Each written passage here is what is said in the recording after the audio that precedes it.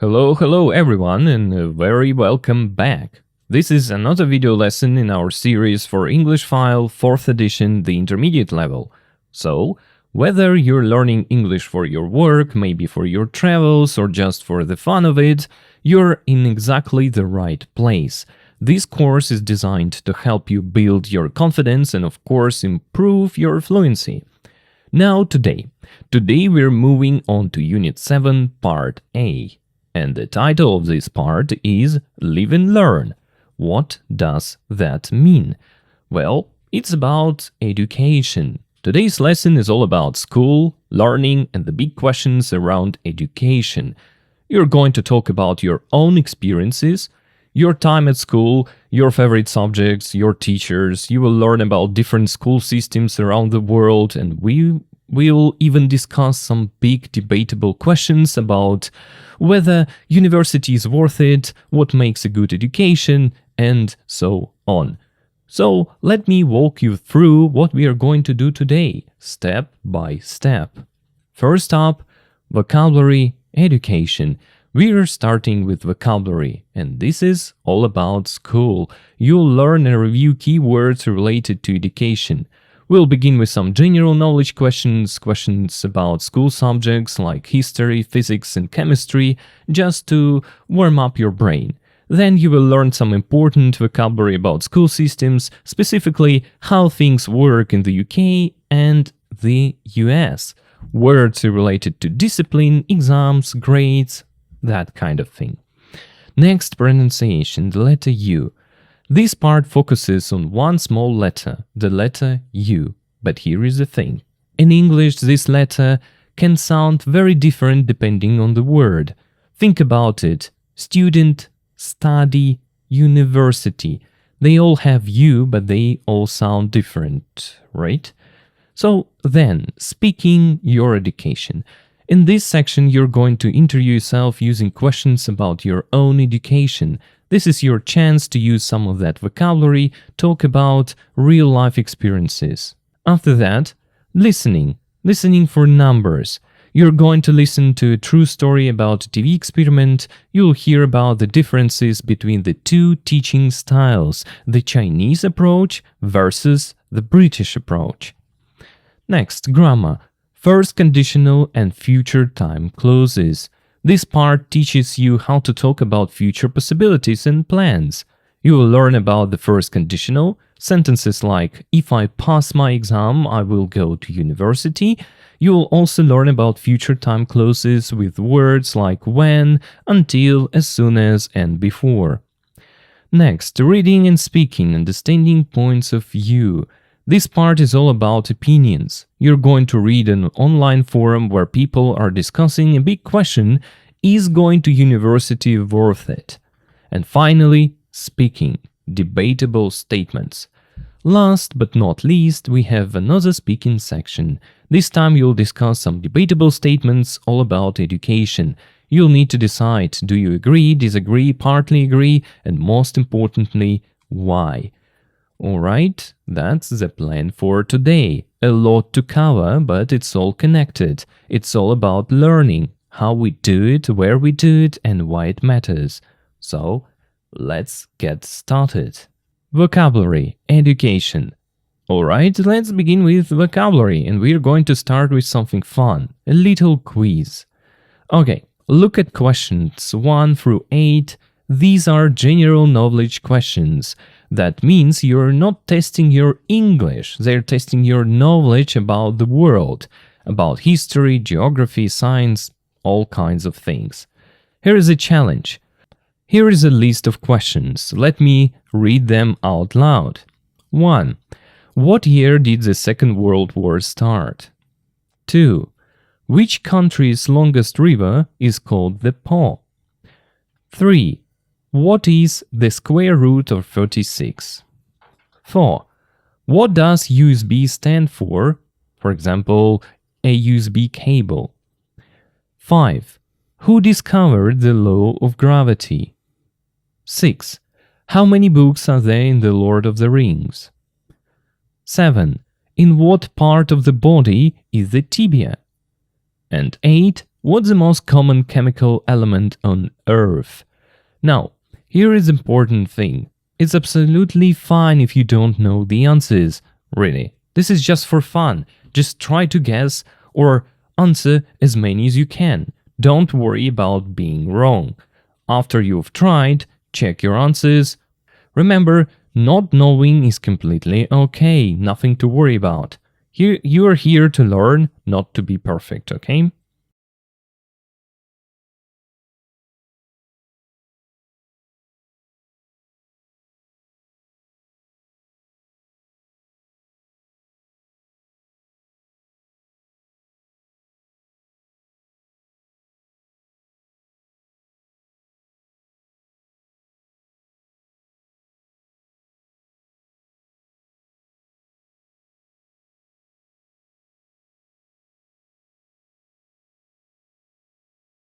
Okay, let's check those answers. 1. 1939. The Second World War began in this year. 2. Italy. The Po River is the longest river in Italy. 3. The square root of 36 is 6 because 6 multiplied 6 equals 36. 4. Universal Serial Bus. Oh, that was a hard one. That's the full name for the common USB technology. 5. Isaac Newton. He was the scientist who first described the law of gravity. 6. 3. The Lord of the Rings is one story, but it was published in 3 separate books. 7. Leg. The tibia is a large bone in your lower leg. And finally, 8. Hydrogen. This is the lightest and most common element in the universe and on Earth. Okay, how did you do? 3 correct, 5 or 8? However many you got, well done for trying. Moving on to part B, complete the school subjects. Now look at this list. These are all names of school subjects, but they are incomplete. Your task is simple. Complete each word to make the full subject name. Again, if you don't know, don't worry, just try your best, yeah? Then check the answer section and learn. That's how we improve.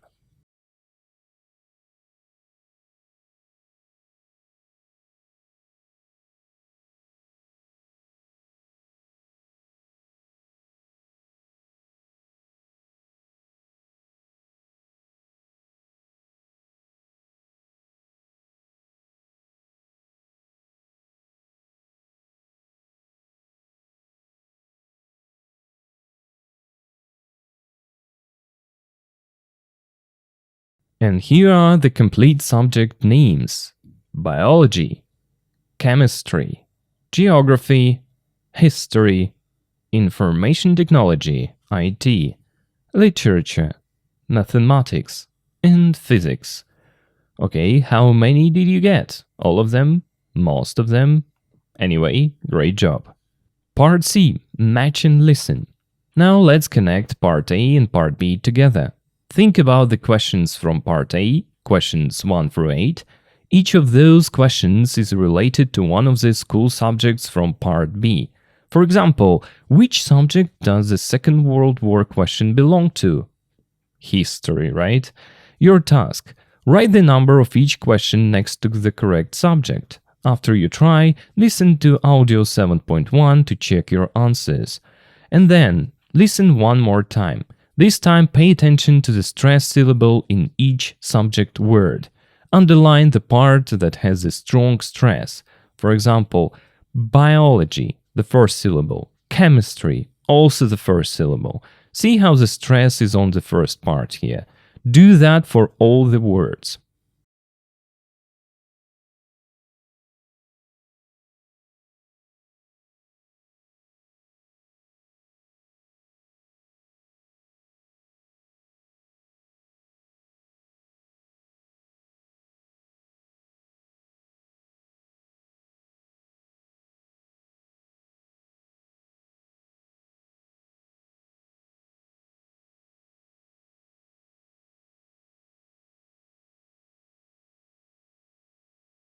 (7.1) 1. History. 2. Geography. 3, Maths. 4, Information technology. 5, Physics. 6, Literature. 7, Biology. 8, Chemistry.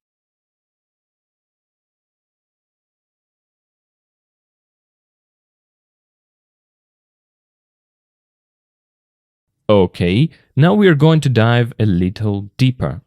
On this next page, you will learn some really useful vocabulary about school systems, specifically the school systems in the United Kingdom, the UK, and the United States, the USA. Now, here is the thing. These systems are different from each other, and they are probably also different from the school system in your country. So there might be new words, new concepts, things you haven't heard before. Don't worry if you don't know all the words immediately, that's completely normal. That's why we're here, to learn. Okay, part 1, the school system in the UK and the US. A. Activity A. Complete the text about the UK with words from the list. Boarding school, probably you don't know it. Degree, as well. Head, nursery. Primary has been already done for you, it's number 1, primary school. Private, pupils. Secondary, state, students, and terms. Okay, your turn to try. So if you can't guess any words at all, it's completely okay. I repeat it one more time. So try to do it, then check yourself and learn these words.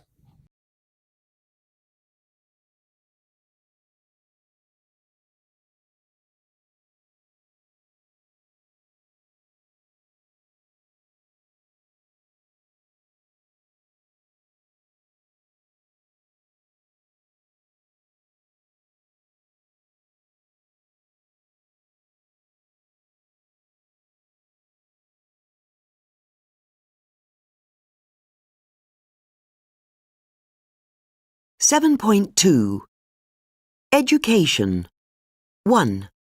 The school system in the UK and the US. In the UK, Children start primary school when they're 5. Before that, many children go to nursery school, for example, between the ages of 2 and 4, but this is not compulsory. From 11 to 18, children go to secondary school.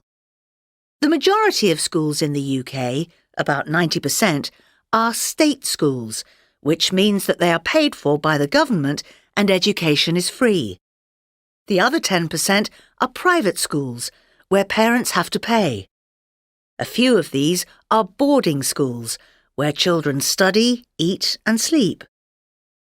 Children at primary school are often called pupils, and children at secondary school are usually called students, as are people who are studying at university.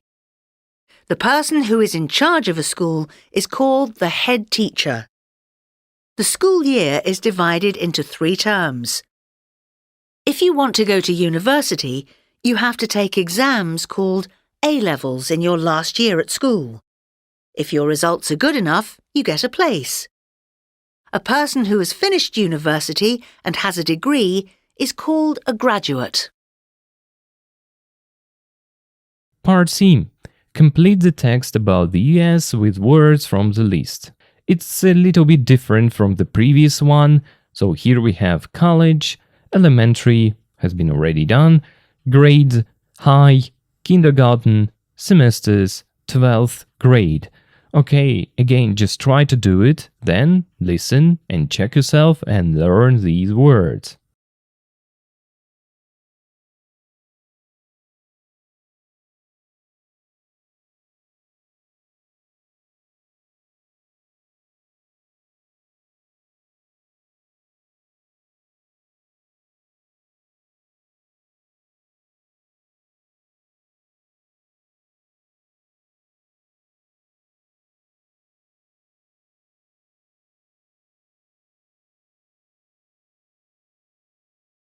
7.3. 1. In the US. The school system is divided into 3 levels: elementary school, middle school, sometimes called junior high school, and high school. School children are divided by age groups into grades. The youngest children start in kindergarten, followed by first grade, and continue until 12th grade, which is the final year of high school. The school year is divided into 2 semesters. Higher education in the U.S. is often called college. Part number 2. Discipline and exams. A. Complete the text with a verb from the list in the right form. And that's important, in the right form. Not be allowed to. Be expelled. Remember that the verb be comes into kind of many forms like am, is, are, was, were, will be, and so on. Be punished, cheat, let, make, and misbehave. And there is more. Fail, pass, result, revise, and take, or do. Again, try to do this, let's call it an exercise, and then check yourself and learn these words.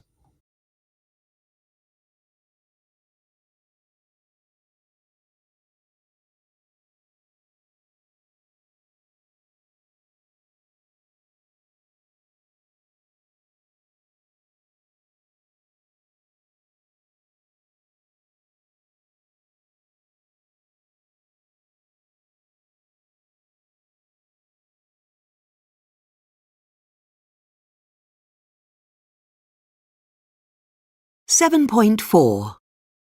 2. Discipline and exams. A.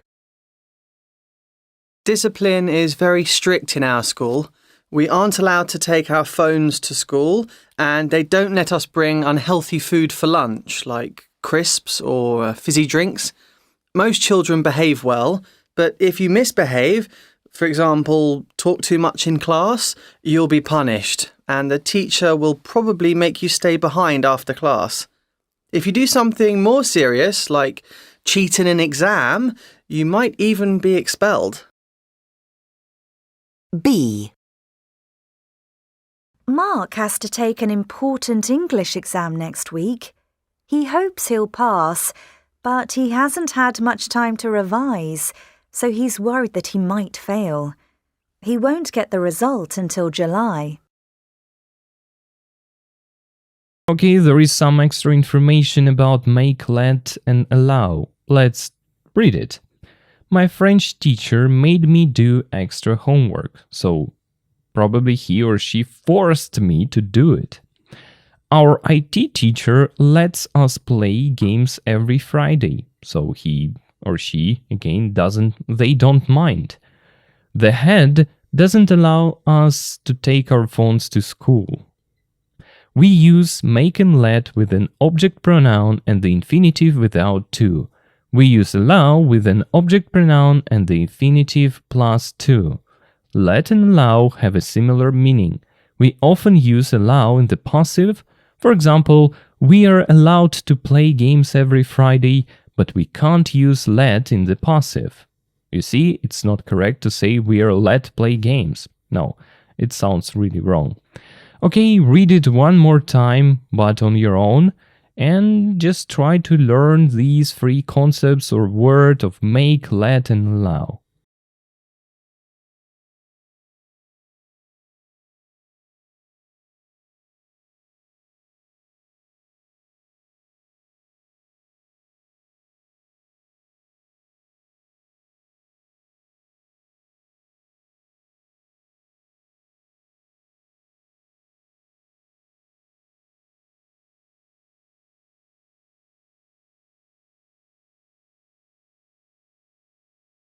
Okay, alright, now let's look at some important vocabulary. These are key words from our lesson about education, and you'll notice something interesting, they come in pairs. Some of these pairs have a similar meaning. For example, high school and secondary school, they're basically the same thing, just used in different countries. Other pairs show an opposite meaning. For example, pass an exam and fail an exam, complete opposite, right? So, here's your task. For each pair of words, I want you to think about the meaning and the difference between them. You have two options for how to do this. Option 1. Try to explain it in English. Use simple definitions. For example, a pupil is a child in school. A student can be in a high school or a university, something like that. Or option 2. First, translate both words into your native language, then explain the difference between them in your own language. This can really help you understand the concept clearly. The goal here is simple. Make sure you understand each word. Don't just memorize the list like a robot, yeah? Really, think about what the words mean, how are they similar, how are they different. Take your time, work through each pair, and when you're ready, we'll check your ideas together.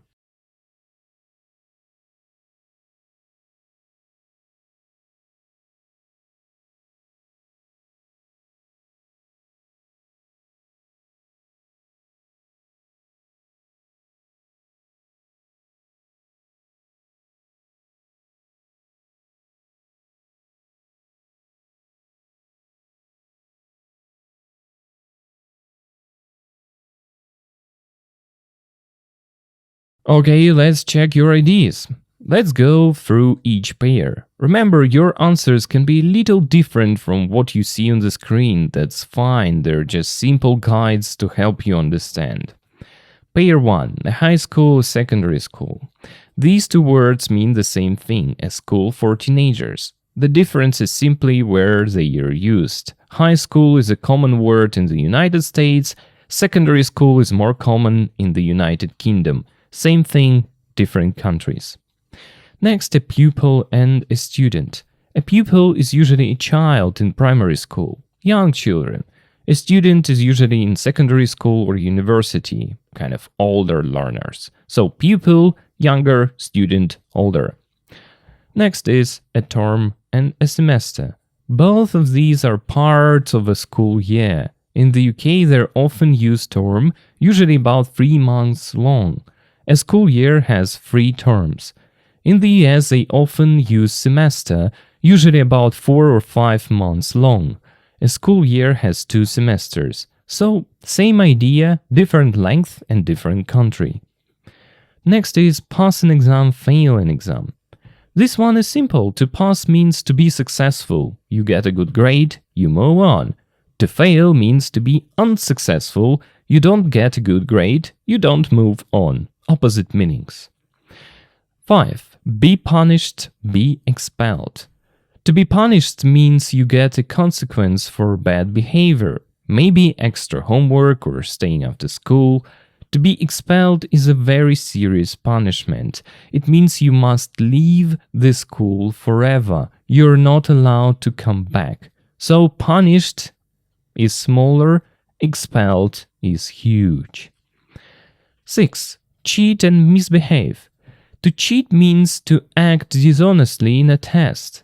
For example, copying another student's answers or looking at your phone when you shouldn't. To misbehave is a general word for acting badly. Talking in class, not listening, being disrespectful. So cheating is a specific type of misbehaving, but misbehaving is more general. 7. A state school, a private school. A state school is free. The government pays for it using taxes. A private school costs money. Parents pay directly. So, free versus paid. 8. A head teacher, a teacher. A head teacher is the boss, the director of the whole school. They're in charge of everything. A teacher works in a classroom teaching students, so head teacher, the leader, teacher, the classroom worker. Number 9. Make somebody study, let somebody study. This is an important difference. To make somebody study means to force them. They have no choice. Like my parents made me study for 3 hours. To let somebody study means to give them permission. They can choose. My parents let me study in my room, so force versus permission. Number 10. A graduate, a student. A graduate is a person who has finished university. They have a degree. They're done. A student is still studying. They haven't finished yet. So, finished versus still going.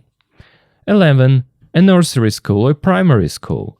Nursery school is for very young children, ages 2 to 4, very little kids. Primary school is for older children, ages 5 to 11, so different ages. And finally, history and a story. This one is interesting. History is a study of real past events, real things that actually happened. Wars, kings, discoveries. A story is usually fictional, from a book or a film, made up, not real. So, real versus imaginary. Okay, that was a lot. How did you do? Did you understand most of them? Good. These words will come up again and again as we talk about education, so it's important to have a clear idea of what they mean. Now, let's move on. Part 2. Pronunciation, the letter U. In this part, you will practice the different sounds the letter U can make in English words. This will help you pronounce words like university and study correctly. Activity A. Look at the box called the letter U. It shows the 4 main sounds this letter can have. U, like in uniform, A, like in lunch, U, like in blue, and like in put. Your task is to take the words from the list in the middle of the page and write each one in the correct column in the table, based on the sound of its letter U. Then you will listen to audio 7.5. It will say all the words in the correct groups. Check your answers from activity A, then listen again and repeat the words to practice your pronunciation. Good luck with it!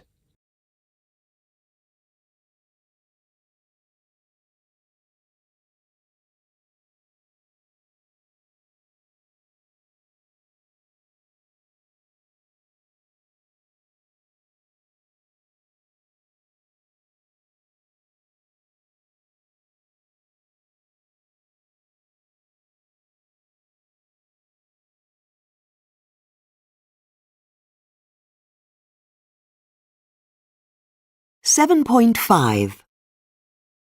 Boot. Ooh. Rude. Rules. True.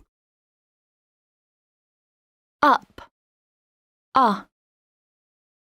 Lunch. Result. Study. Subject. Bull. Full. Put. U. Education. Music. Pupil. Student. University. Now activity C. Listen to audio 7.6. You will hear 4 sentences. Listen carefully and write down exactly what you hear. Yes, it's a small dictation. This will help you practice hearing and spelling these sounds in full sentences. 7.6. 1. What subject did you study at university? 2. Do pupils at your school wear a uniform? 3. Most students have lunch in the canteen. 4. I usually get good results in my music exams.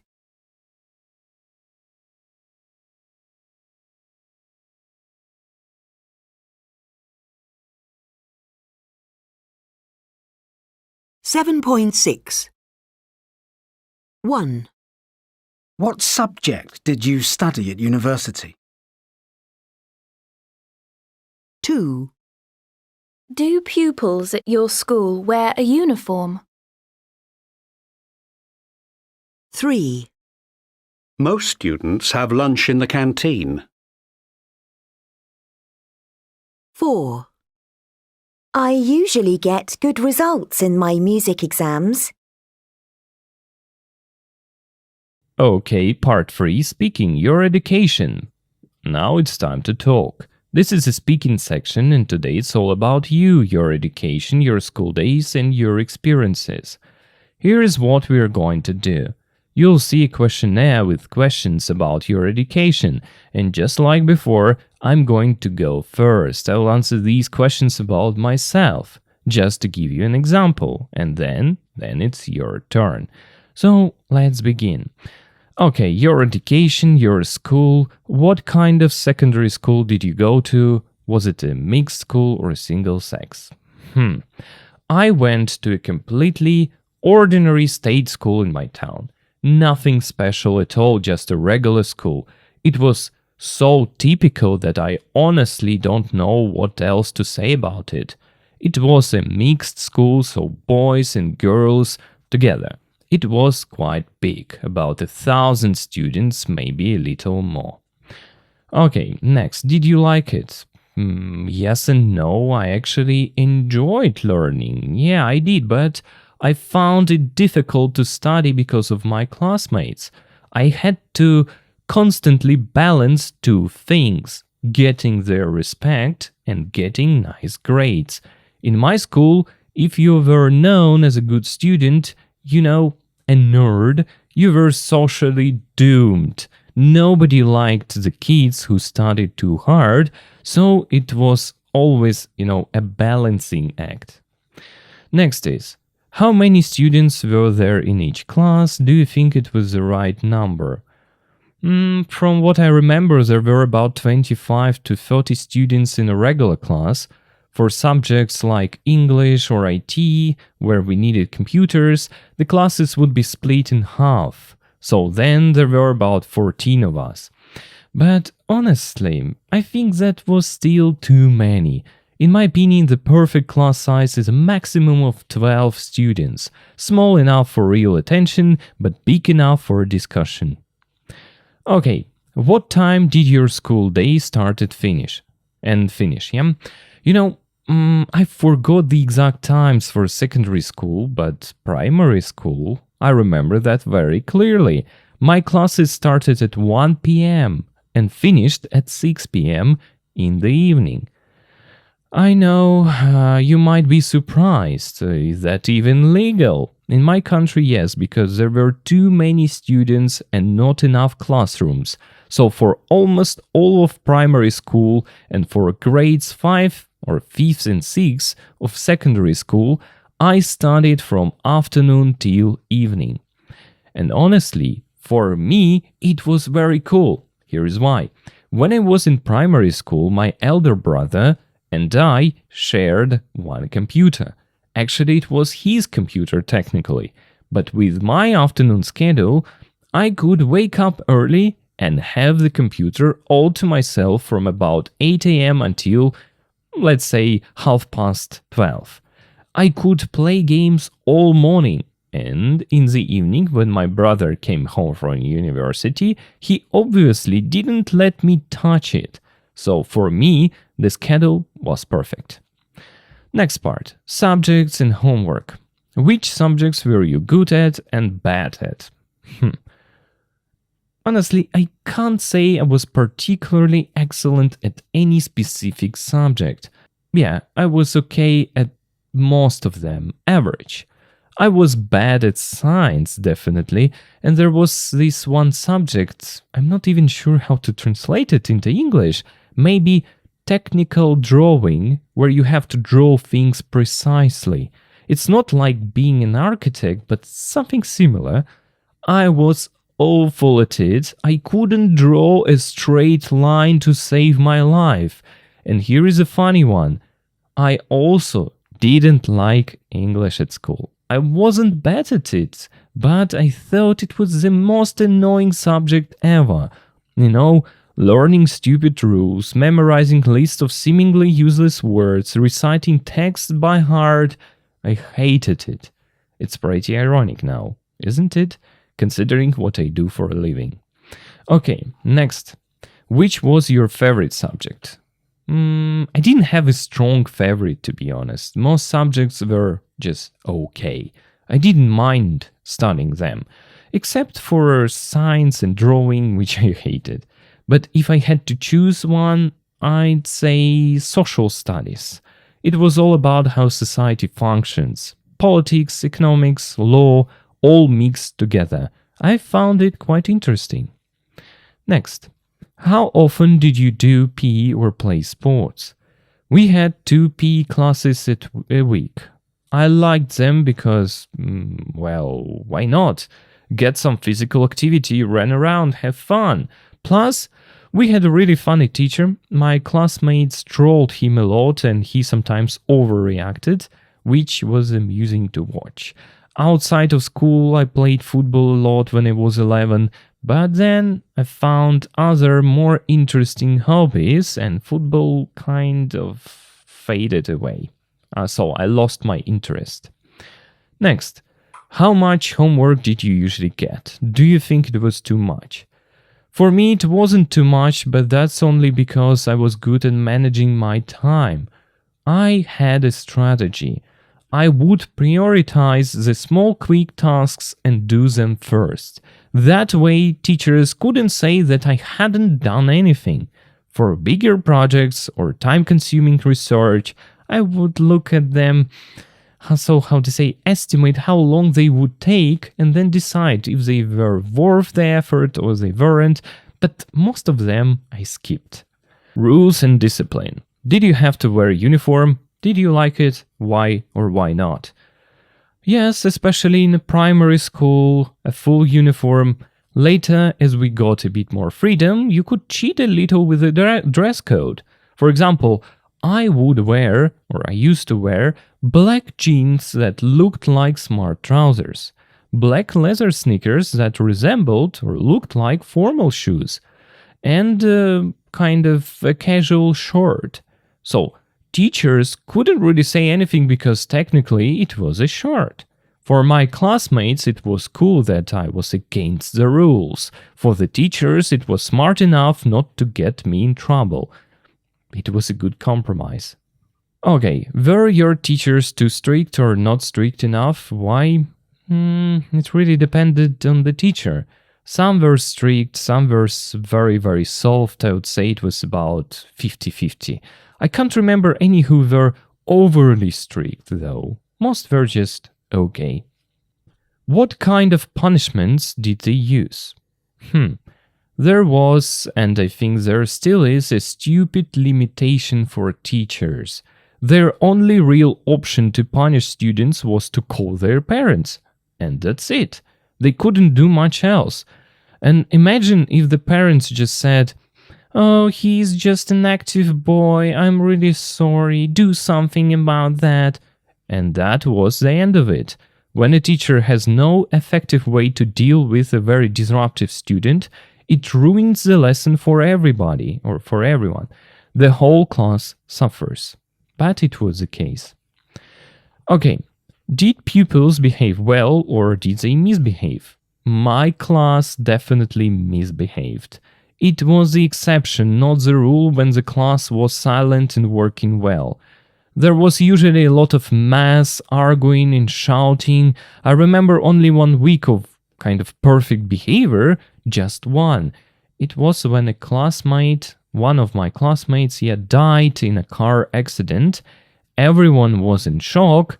It was the first time we truly realized that death was real, that it could happen to anyone.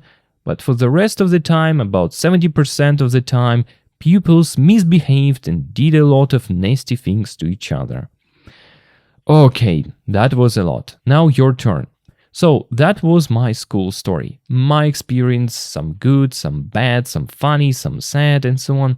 Now it's your turn. What about you? What was your school like? Did you like it? What subjects were you good at? Were your teachers strict, and so on? Go through the questionnaire and answer the questions for yourself.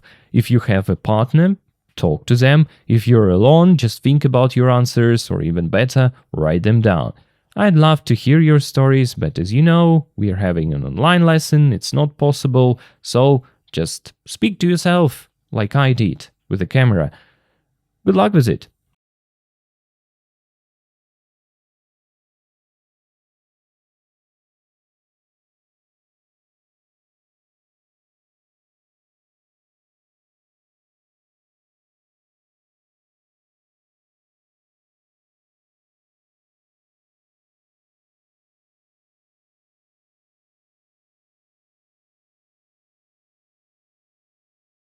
Part 4. Listening, the Chinese school experiment. Alright, now we come to the listening section, and this one is really fascinating. We're going to listen to a story about an educational TV experiment, a real experiment. 5 Chinese teachers came to the UK and tried to teach a group of British students using their methods, the Chinese way of teaching. So let's see what happened. Activity A. Read and predict.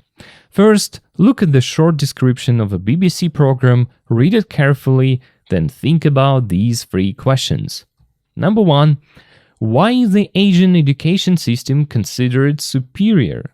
In other words, why do people think that Asian students get better results than Western students? Number 2. What experiment is a British school setting up? What are they going to do? And finally, what do you think the result will be? Make a prediction. What's going to happen? Take a moment to read and think, then we'll check your answers.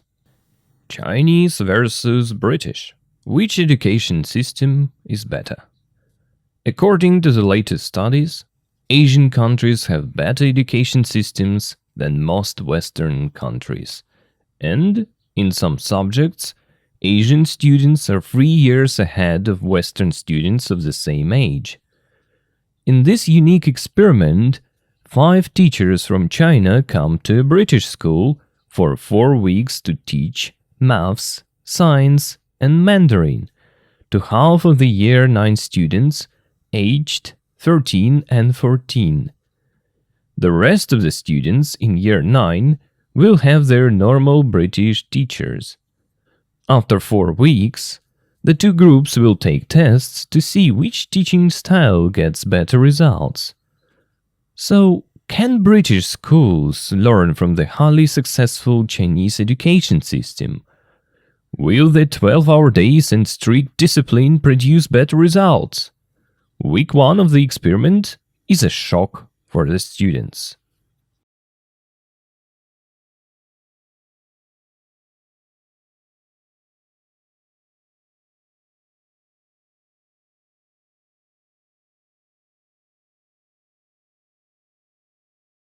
Okay, let's see what the text tells us. Question 1. Why is the Asian education system considered superior? Because in some subjects, Asian students are 3 years ahead of Western students of the same age. Imagine that, 3 years ahead. That's a huge difference. And question 2. What experiment is a British school setting up? 5 Chinese teachers are going to teach a group of British students for 4 weeks. Then, at the end, the students will take tests, and they will compare the results. The students taught by the British teachers versus the students taught by the Chinese teachers. And about question number 3, it was a speculative one, so let's move on. Part B. Listen to week 1. Now let's listen to the audio. This describes week 1 of the experiment. You'll hear some times and numbers. They're listed here on your screen.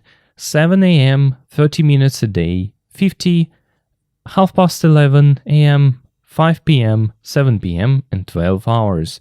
Your task: listen carefully. For each of these times and numbers, make notes on why it was a shock for the British students. What was surprising about it? Ready? Let's listen. 7.7 Week 1. On the first day of week 1, students changed their normal school uniforms for Chinese-style tracksuits. They start the day much earlier than usual, at 7 in the morning, with 30 minutes of physical exercise. In Britain, PE is usually fun, and students only have 2 hours a week. But in the Chinese system, students do PE every day. Then lessons begin, and students get another shock. All 50 of them are together in one class. In Britain, the maximum is normally 30. But in China, it's common to have 50 kids in one room. They stop for lunch early, at 11:30. Classes finish at 5. But they're not allowed to go home. They have dinner at school, and after dinner they still have a lot of homework and self-study. When they finish at 7, they have to clean the classroom. The school day is 12 hours long. British students find this exhausting.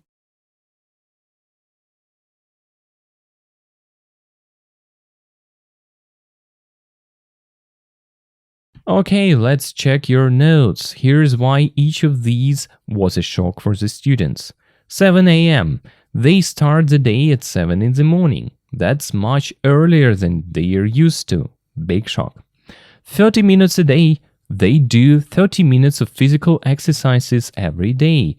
Normally, they only do PE for 2 hours a week. So every day versus once a week, huge difference. 50. There are 50 students in one class. Normally they have about 30, so almost double the size.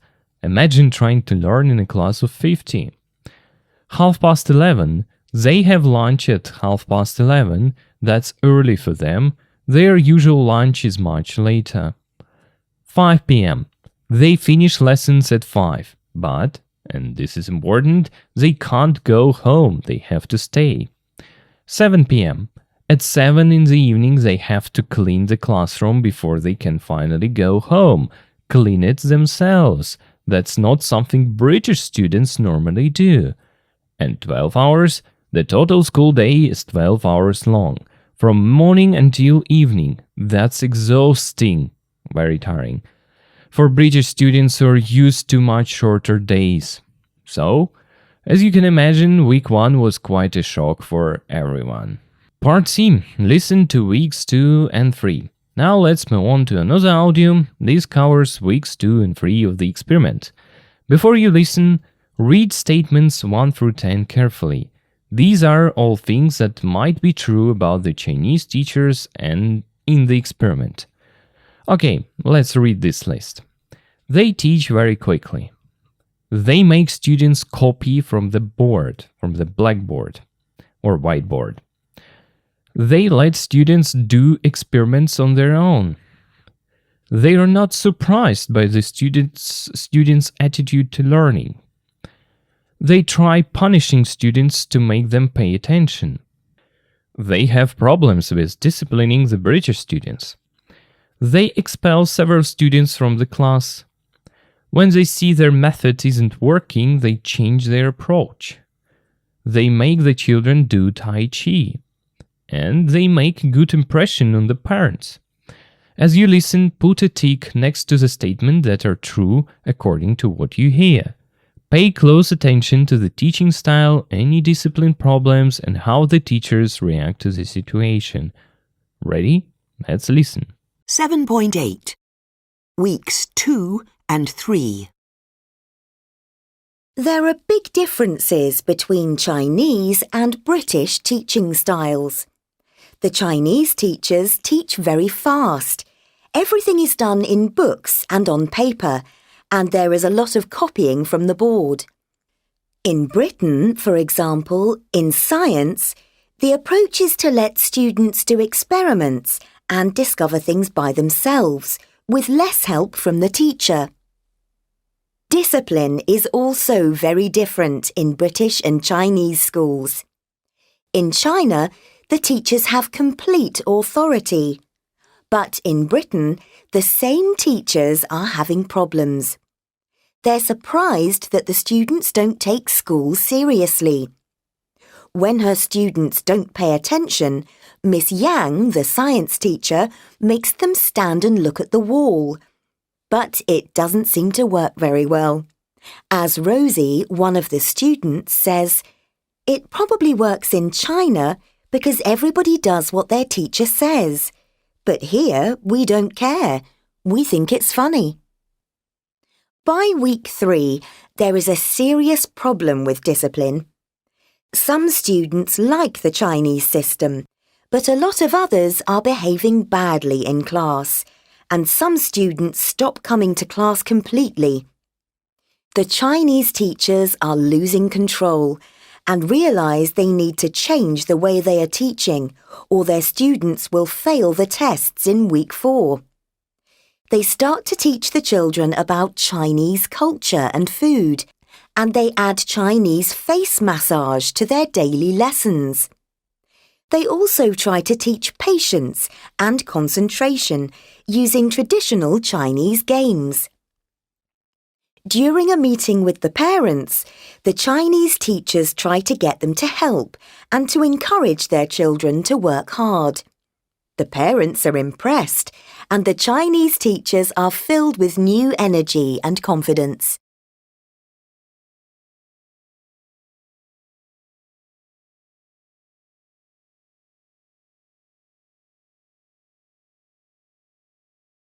Let's go through each statement and see which ones are true.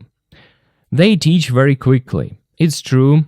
The Chinese, as it was in the audio, the Chinese teachers teach very fast. Actually, it's the same. Number 2. They make students copy from the board. It's true. Everything is done in books and on paper, and there is a lot of copying from the board. Number 3. They let students do experiments on their own. False. This is actually the British approach, not the Chinese one. Number 4. They are not surprised by the students' attitude to learning. It's false. Kind of, it's the opposite. But in Britain, the same teachers are having problems. They're surprised as the students don't take school seriously. Really? Okay, 5. They try punishing students to make them pay attention. Yes, it's true. When your students don't pay attention, Miss Young makes them stand and look at the wall. 6. They have problems with disciplining the British students. Of course, it's true. By week 3, there is a serious problem with discipline. The Chinese teachers are losing control. And 7. They expel several students from the class. Actually, it's false. Some students stop coming to class completely, which means that they choose to leave or are absent, but there is no mention of the teachers expelling them. Number 8. When they see their method isn't working, they change their approach. Actually, it's true. The Chinese teachers realize they need to change the way they're teaching. They start to teach the children about Chinese culture and food. They also try to teach patience and concentration using traditional Chinese games. Number 9. They make the children do Tai Chi. It's false. Chinese face massage and traditional Chinese games, but not Tai Chi specifically. And number 10. They make a good impression on the parents. Actually, it's true. During a meeting with the parents are impressed. Means they have a good impression. Okay, so the true statements are 1, 2, 5, 6, 8, and 10. How many did you get right? Party, listen to week 4 and complete the chart. Now, finally, let's listen to audio 7.9. This is week 4, the final week of the experiment. You have a chart here showing the test results. Your task is simple. Listen and write the missing percentage numbers in the correct boxes. You see, test results in math, science, and Mandarin, students with British teachers and students with Chinese teachers. Okay, and listen for words like percent, maths, science, and Mandarin. Fill in the numbers as you hear them. Also, listen for what the teachers from both countries learned from this experiment. What did they take away from the experience? Ready? Let's listen to week 4. 7.9. Week 4. During the last week of the experiment, the children in the Chinese class are behaving better. At the end of the week, all the students from the classes with Chinese teachers and the classes with British ones take tests in maths, science, and Mandarin. These tests will decide which style of teaching has worked better. So, what do the results show? In the maths test, the children taught by British teachers get an average of 54%. and the class taught by Chinese teachers gets 68%. In science, British taught students get 50% and Chinese taught students get 58%. And in Mandarin, British taught students get 37% and Chinese taught students get 46%. The Chinese teachers are delighted and their students are really grateful and happy. So, the Chinese teachers get better results. But does that mean their teaching methods are better? Neil Stroger, the head teacher at the school, says, "It clearly gets good results, but the discipline is too strict for some students." The Chinese teachers agree that their method doesn't help to develop personality or creativity. Perhaps the last word should go to Miss Lee, the Mandarin teacher. As she says, "It's very hard to say which system is better, but I think we both learnt from each other."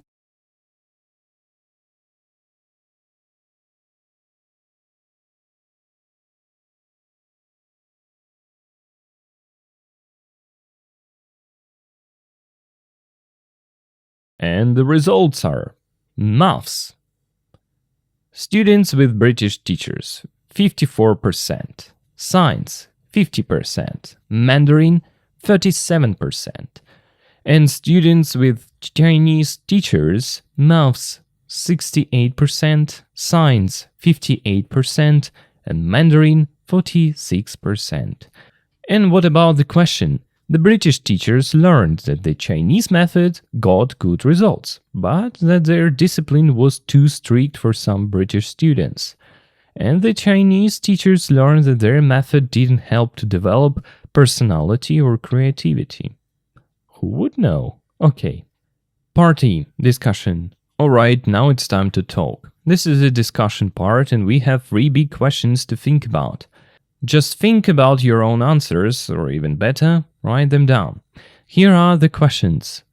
What do you think is good or bad about the Chinese system? Would secondary school students in your country be shocked by the Chinese education system? Why or why not? Would you prefer to study in a British school or a Chinese one? And where would you prefer to work as a teacher? Let me share my own thoughts first, just an example. Then it's your turn. Question 1. What do you think is good or bad about the Chinese system? This is a complex question. There is no simple answer. I think the Chinese system works well for life in China, definitely.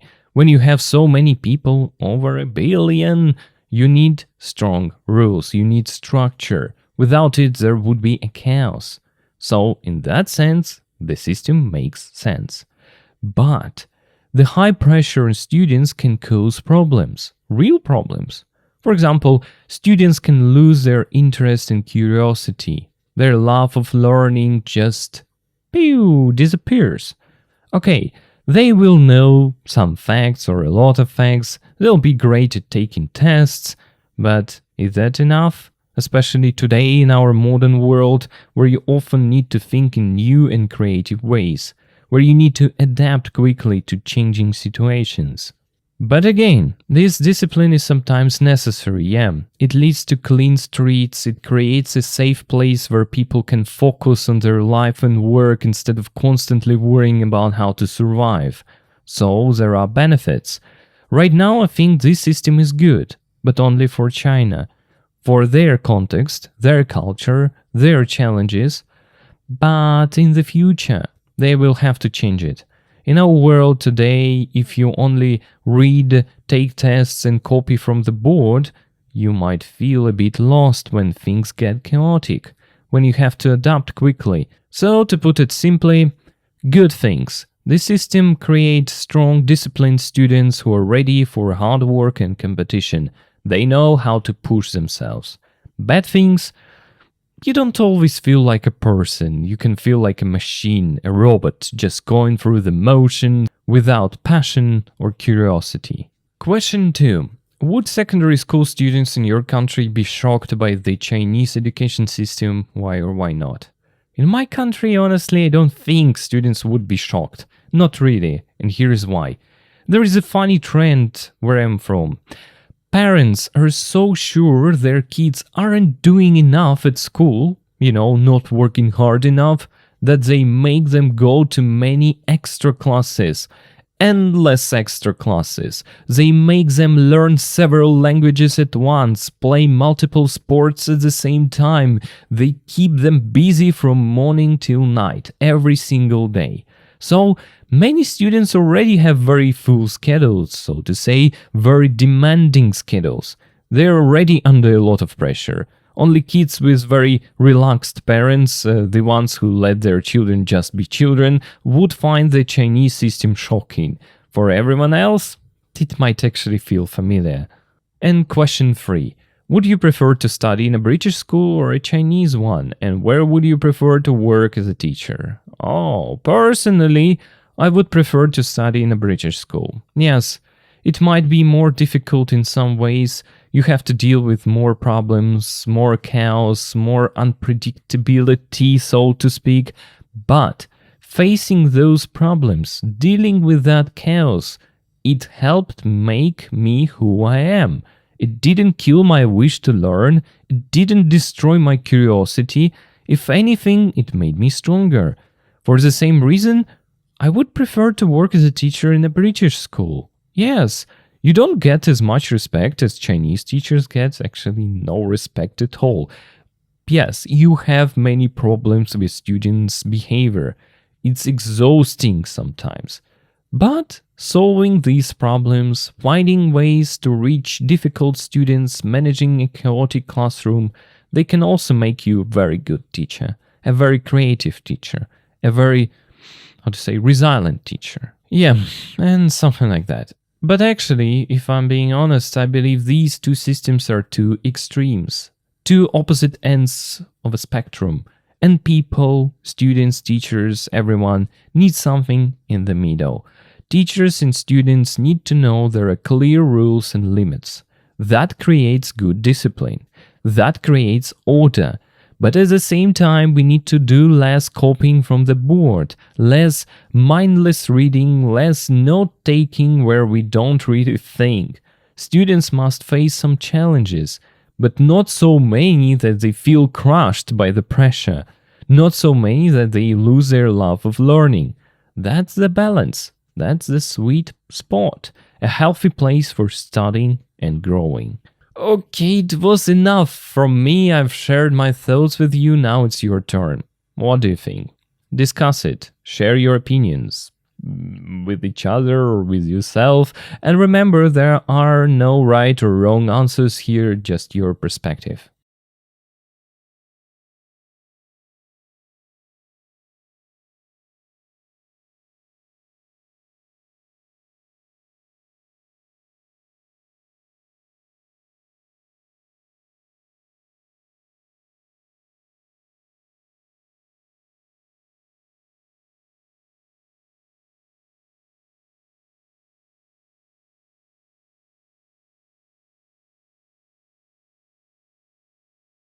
Now listen all the audios again with the script on the screen, and then I will translate it for you.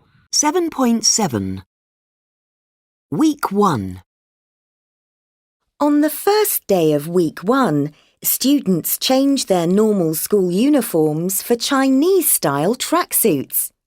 They start the day much earlier than usual, at 7 in the morning, with 30 minutes of physical exercise.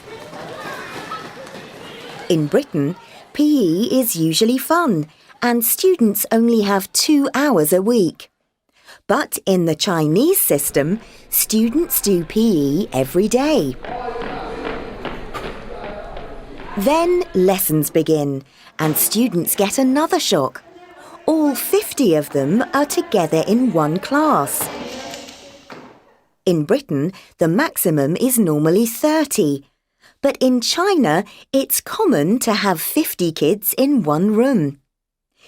They stop for lunch early at 11:30.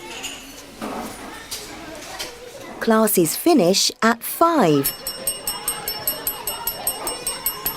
But they're not allowed to go home. They have dinner at school, and after dinner they still have a lot of homework and self-study. When they finish at 7, they have to clean the classroom. The school day is 12 hours long. British students find this exhausting. 7.8. Weeks 2 and 3. There are big differences between Chinese and British teaching styles. The Chinese teachers teach very fast. Everything is done in books and on paper, and there is a lot of copying from the board.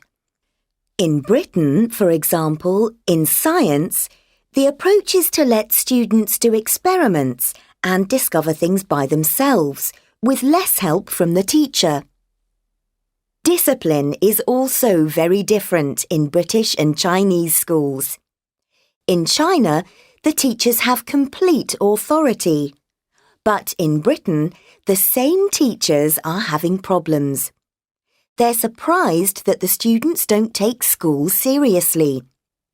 When her students don't pay attention, Miss Yang, the science teacher, makes them stand and look at the wall. But it doesn't seem to work very well. As Rosie, one of the students, says, "It probably works in China because everybody does what their teacher says. But here, we don't care. We think it's funny."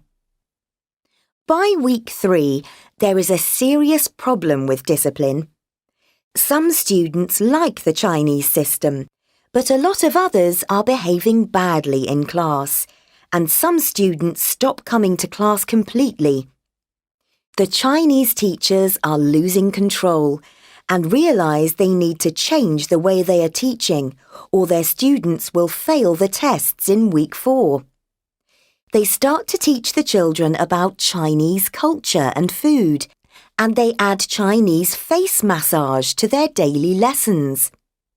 They also try to teach patience and concentration using traditional Chinese games.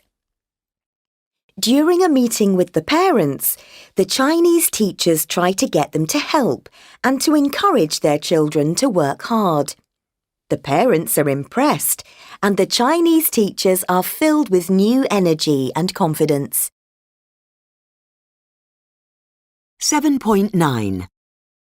Week 4. During the last week of the experiment, the children in the Chinese class are behaving better. At the end of the week, all the students from the classes with Chinese teachers and the classes with British ones take tests in maths, science and Mandarin. These tests will decide which style of teaching has worked better. So, what do the results show? In the maths test, the children taught by British teachers get an average of 54%.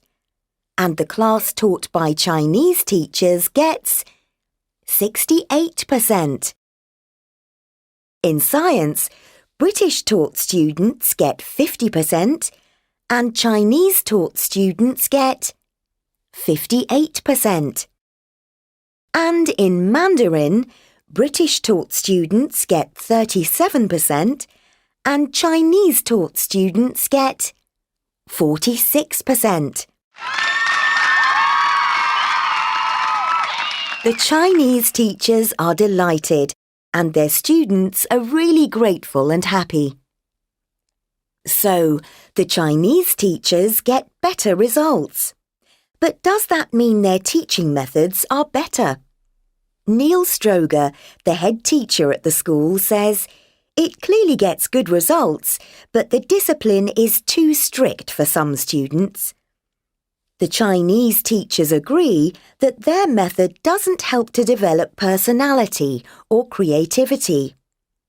Perhaps the last word should go to Miss Lee, the Mandarin teacher. As she says, it's very hard to say which system is better, but I think we both learnt from each other. Теперь переведем данные аудиозаписи. Неделя первая. В самый первый день, недели 1, студенты поменяли свою обычную школьную форму на что-то вроде спортивных костюмов китайского стиля. Они начинают день намного раньше, чем обычно, в 7 часов утром. Получается, с 30-минутной physical exercise, 30-минутная зарядка или какие-то физические упражнения. В Британии же физкультура обычно веселая, и студенты или ученики имеют только 2 часа в неделю. Но в китайской системе студенты занимаются физрой каждый день. Затем уроки начинаются, и ученики получают другой шок. Это прям слишком дословно. Все 50 из них все вместе в одном классе. В Британии максимум это обычно 30, но в Китае это распространено, this is common, то есть иметь 50 детей в одном кабинете. Они, останавливаются на обед, имеется в виду, делают перерыв на обед раньше в 11:30.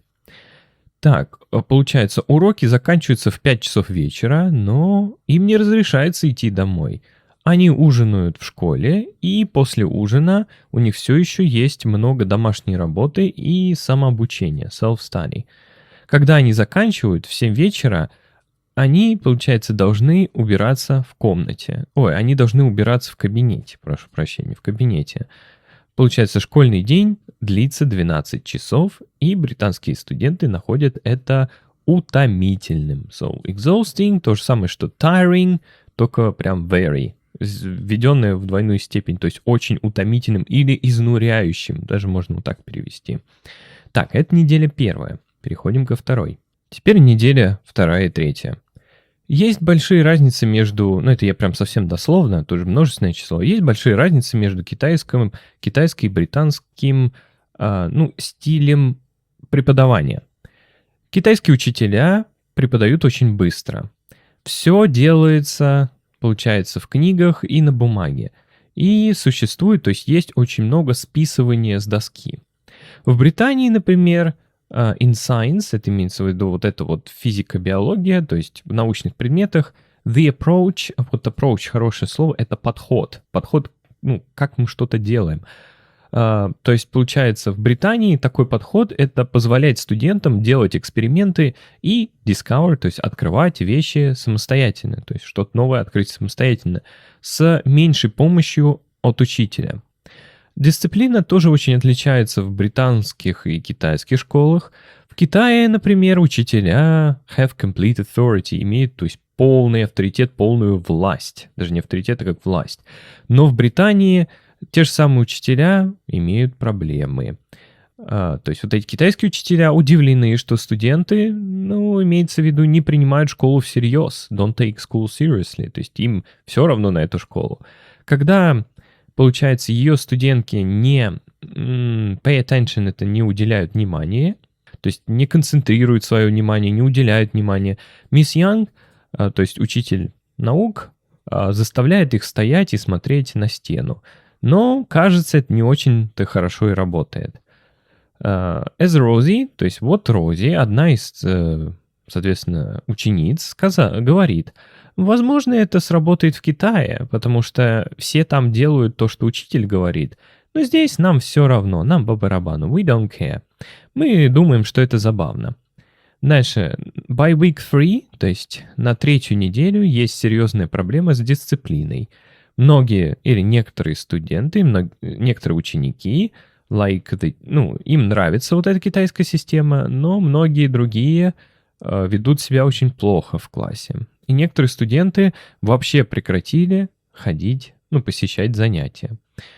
То есть китайские учителя, они теряют контроль и осознают, что им нужно поменять то есть путь, способ, по которому они обучают. То есть approach по-другому, то есть поменять свой подход.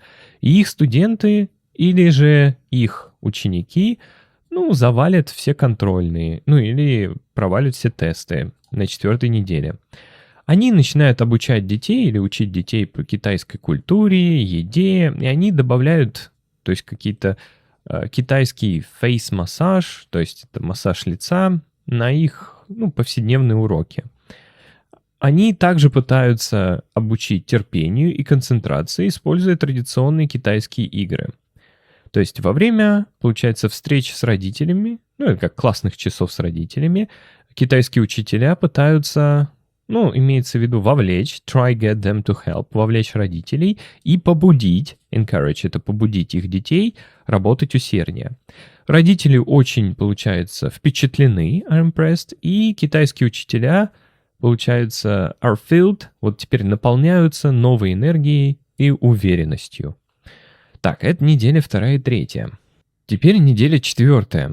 Во время последней недели эксперимента дети, получается, в китайском классе уже ведут себя лучше. В конце недели все ученики из класса с китайскими учителями, из классов с британскими, это чтобы имеется в виду teachers once, чтобы 2 раза teachers не писать, они используют слово once. То есть, получается, сдают тесты по математике, науке и китайскому языку. Эти тесты, получается, решат, чей стиль преподавания, has worked better, то есть сработал лучше. Так, что, какие у нас результаты? Или что показывают результаты? Так, в математическом тесте или контрольные дети, которые были обучены британскими учителями, получают в среднем 54%.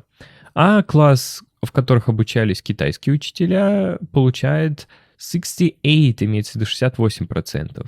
В науке обучаемые британцами ученики получают 50%, получается 50%, а китайскими получают 58%. И по китайскому языку британцы, то есть имеется в виду обучаемые британцами ученики получают 37%, а там, где преподавали китайцы, получается 46%. То есть китайские учителя, они довольны, они рады, и их студенты, или их ученики, очень благодарные и счастливые. Вот поэтому... Итак, китайские учителя получили результаты получше. Но означает ли это, что их подход к обучению лучше? То есть тут этот человек, это просто имя собственное, этот человек, директор школы, говорит... it clearly gets good results. Да, очевидно, это приносит хорошие результаты. Но дисциплина слишком строгая для некоторых обучающихся. Китайские учителя, они согласны, что их метод не помогает развивать личность и креативность. То есть имеется в виду вот такие вот качества. Возможно, самое последнее слово должно быть так. Perhaps the last word should go to... возможно, дадим последнее слово, или последнее слово должно быть за мисс Ли, учителем китайского. Как она говорит, тут немножко так вот, как она говорит, очень сложно сказать, чья система лучше. Но я думаю, мы оба, то есть и китайские, и британские учителя, что-то узнали друг от друга. То есть learn узнали, научились друг от друга. Так, вот такие вот были аудиозаписи. Довольно интересные эксперименты, надеюсь, вы насладились ими. Теперь они немножко стали попонятнее. Какие-то слова мы себе можем себе на вооружение тоже взять, например, approach и так далее. Но давайте двигаться дальше. Number 5. Grammar. First conditional and future time clauses plus when, until, etc. In Bayer's answer the questions. Okay, let me do it first. 1. When was the last time you did an exam? Did you pass or fail? It was quite a long time ago when I was finishing university. I had a final German language exam. I passed it and it was quite easy. First, the exam itself wasn't very hard, and second, I used to be quite good at German back then because I practiced a lot. I can't say that now though because I haven't practiced German since that exam, so now it's pretty bad, I think. Number 2. What's the next exam are you going to do? How do you feel about it? Oh, actually, I'm always doing exams, but not the academic kind. I mean, each video lesson I make can feel like a little exam for me. Number 3. What do you usually do the night before an exam? I usually do some quick reading and revision. I've heard many times that last-minute studying doesn't work well, but I do it anyway, or I used to do it. It just makes me feel a bit more confident.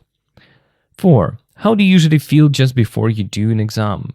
I wouldn't say I feel nervous, maybe just a little uncomfortable, and that's all, because I don't know why I like doing exams. I like taking exams. I see it as kind of big challenges, and that's all. Number 5. Have you ever failed an important exam you thought you had passed, or vice versa? Yes, I remember once thinking I did well on a Python programming exam. I thought everything I said was correct. I'm not, great at programming, but I can memorize things if I need to. And guess what? The teacher gave me a pretty bad mark on it. It was enough to pass the exam, but it wasn't good enough to keep my university scholarship. So the money I got. And the rule was that if you got even one C grade, you lost the scholarship for half a year. So, no money, no honey. It was a bit of an unpleasant experience, just because of damn Python programming. Oh, it is what it is. Now it's your turn to answer these questions.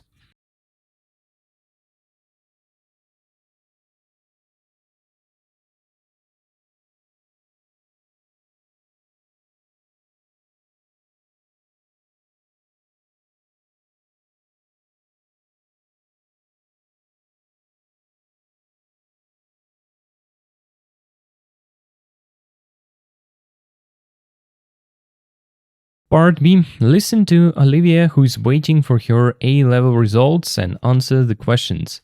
Does she think she's passed? When and how will she get her exam results? How will she celebrate if she gets good results? What does she want to do if she gets good results? And what will she do if she doesn't get the results that she needs? And there is some information. Exam results can be given as marks, usually out of 10 or 100, or as grades, A, B, C, etc. A-level marks are given as grades. The top grade is A star, which is better than an A. By the way, A-levels, what is it? It's short for Advanced Level Qualifications, it's kind of very important exams in the United Kingdom. Who takes them? Students in England, Wales and Northern Ireland usually take them at the end of secondary school when they are 17 or 18 years old. And it's very important. Your A-level results decide if you can go to university and which university you can attend. Universities say to study medicine here you need A-levels with grades A star, A, and so on. It's like a key to enter university. And students usually choose 3 or 4 subjects to study very deeply for 2 years. Common subjects are maths, physics, history, English literature, biology, chemistry, and foreign languages. Now listen to the audio and try to answer these questions according to the audio. 7.10. What subjects did you take? Biology, chemistry, maths and physics. Do you think you've passed? I'm sure I've passed, but I'm worried about what grades I'll get. Why? Because I want to study medicine at university, at Cambridge, and they won't give me a place unless I get at least 2 A stars and an A. Do you think you'll get them? I don't know. I think I did okay, but I'm a bit worried about maths. When will you get your results? Tomorrow. I'm really nervous, and so are my parents. As soon as I wake up, I'll go to school and pick up the envelope. And how will you celebrate if you get the grades you want? I don't want to plan any celebrations until I know the results. What will you do if you don't get the grades you need? I don't want to think about it. If I don't get into Cambridge, my parents will kill me. No, I'm joking. I suppose I'll do another year at school and take the exams again. Well, good luck. Thanks.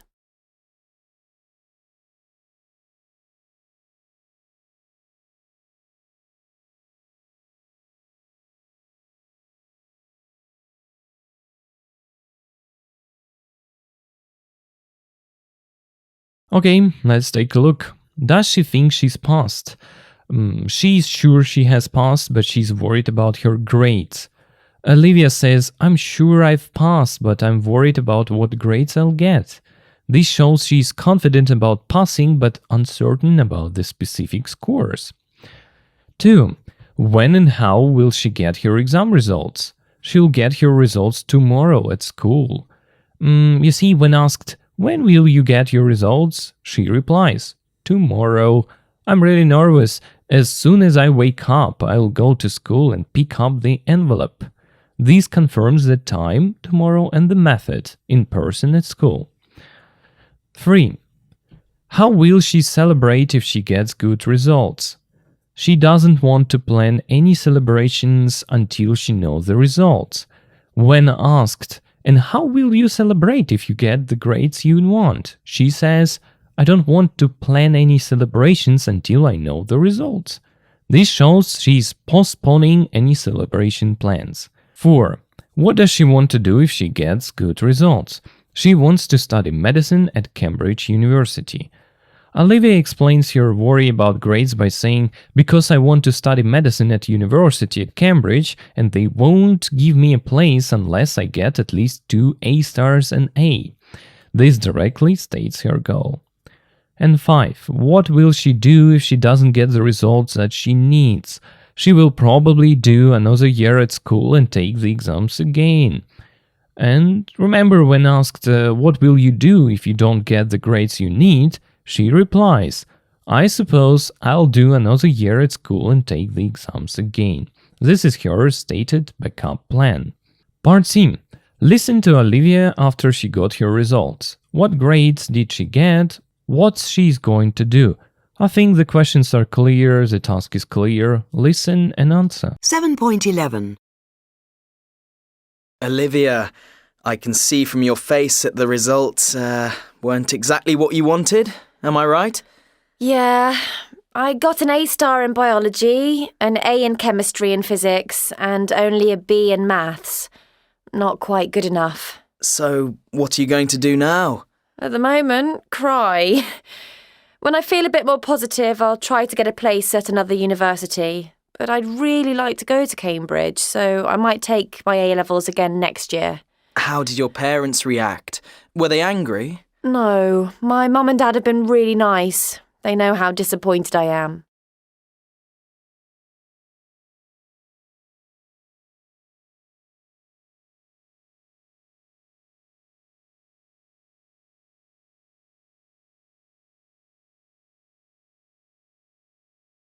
Okay, Olivia got an A star in biology, an A in chemistry and physics, and only a B in maths. She's going to try to get a place at another university, but she'd really like to go to Cambridge, so she might retake, so do them again, A-levels next year.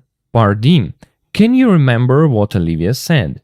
Try to complete the sentences, then listen and check. Try to remember, then just check your answers and repeat these sentences or say them out loud.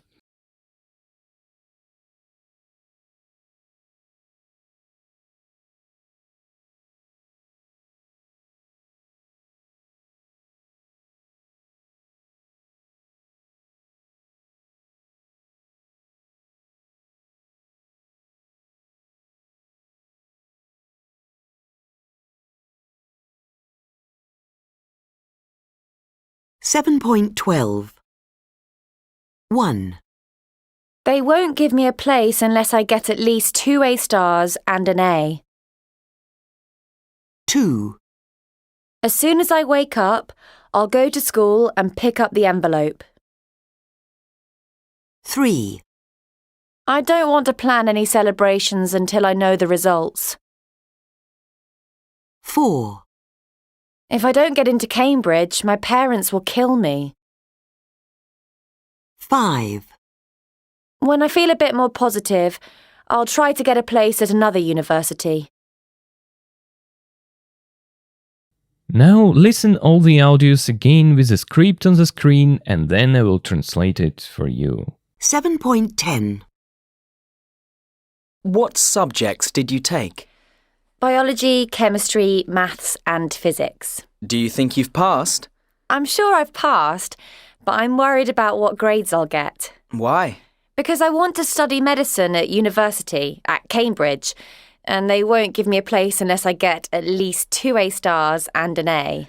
Do you think you'll get them? I don't know. I think I did okay, but I'm a bit worried about maths.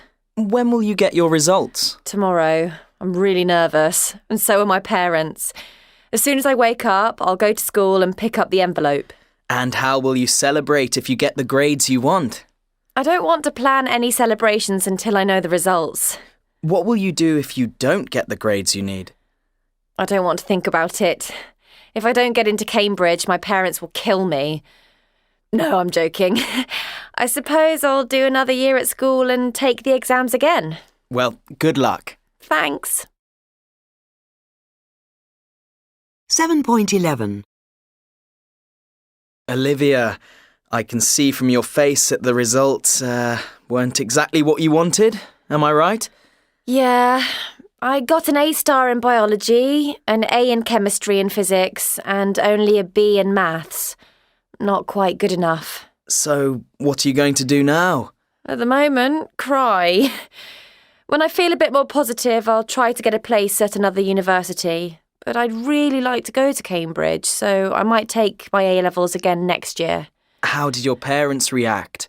Were they angry? No, my mum and dad have been really nice. They know how disappointed I am. Теперь быстренько переведем.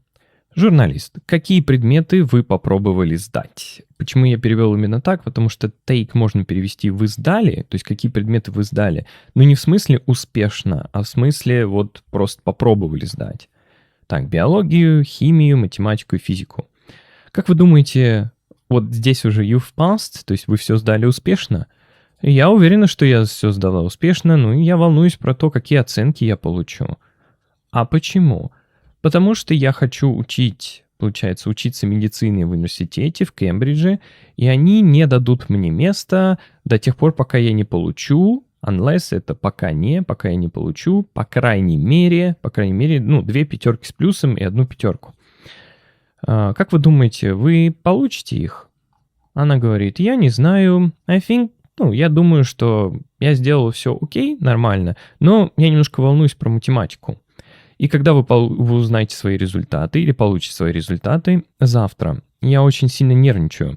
И мои родители тоже очень нервничают. То есть как только я проснусь, я пойду в школу и пикап, то есть подберу конверт. То есть, видимо, конверт, в котором будут результаты. А как вы будете отмечать, если вы получите оценки, которые вы хотите? И я не планировать никакие отмечания, то есть никакие праздники до тех пор, пока я не узнаю результаты. И что же вы будете делать, если вы не получите результаты, которые вам нужны? Я даже не хочу думать об этом. Если я не поступлю в Кембридж, мои родители убьют меня. Нет, я шучу. Я предполагаю, получается, проучусь еще 1 год в школе и снова эти экзамены попробую сдать. Well, good luck. Вам хорошо, удачи. Thanks. Спасибо. То есть здесь вот такой момент. Так, Оливия, я могу видеть по вашему лицу, что результаты не были точно такими, как вы хотели. Я прав? Да. Получается, я получила 5 с плюсом биологии, 5 в химии и физике, а вот по математике только B, то есть 4. Недостаточно хорошо. И что же вы собираетесь делать сейчас? В данный момент плакать. Когда я почувствую себя более позитивно, то есть более все наладится, я попробую получить место в другом университете. Но я бы очень хотела поучиться в Кембридже или поступить в Кембридж. Поэтому, может быть, я свои экзамены, эти экзамены сдам в следующем году. А как твои родители отреагировали? Они на тебя злились? Were they angry? Нет, моя мама и папа have been really nice, то есть они нормально к этому отнеслись, то есть все очень хорошо. Они знают, насколько я разочарована. То есть how disappointed I am. Disappointed, соответственно, разочарована этим всем. Вот такие вот аудиозаписи. Now listen to the examples of first conditional and future time clauses. 7.13. 1. If you work hard, you'll pass your exams. The teacher won't be very pleased if we're late for class. 2. Come and see us next week if you have time. 3. Alison won't get into university unless she gets good grades. I won't go unless you go too. 7.14. We'll have dinner when your father gets home. As soon as you get your exam results, call me. I won't go to bed until you come home. I'll have a quick lunch before I leave. After I finish university, I'll probably take a year off and travel. Good news, these rules are, I think, clear enough. So today I hope it's not going to be a problem. So let's read it. We use first conditional sentences to talk about a possible, probable future situation and its consequence. 1. We use the present tense, not the future, after if in first conditional sentences. So you see, if you work hard, it's not if you will work. No, if you work hard, you will pass your exams. Or the teacher won't be very pleased if we are late for class. So 2. We can also use an imperative instead of the will clause. It's like, come and see us next week if you have time. So you can use imperatives here. So kind of to say what to do or to say instructions. And 3. We can use unless plus present simple instead of if not in conditional sentences. Compare. Alison won't get into university if she doesn't get good grades. Or actually, Alison won't get into university unless she gets good grades. Technically, it's the same. Or I won't go unless you go too. So it's like if not. And future time clauses. We use the present tense, not the future, after when, as soon as, until, before, and after to talk about the future. Okay, think of this like that. You used to use, or you always used if. And instead of if, you can use when, as soon as, until, before, and after. And after such words, we use the present simple. So one part with will and won't. The second part after these words, and if included, we use the present simple.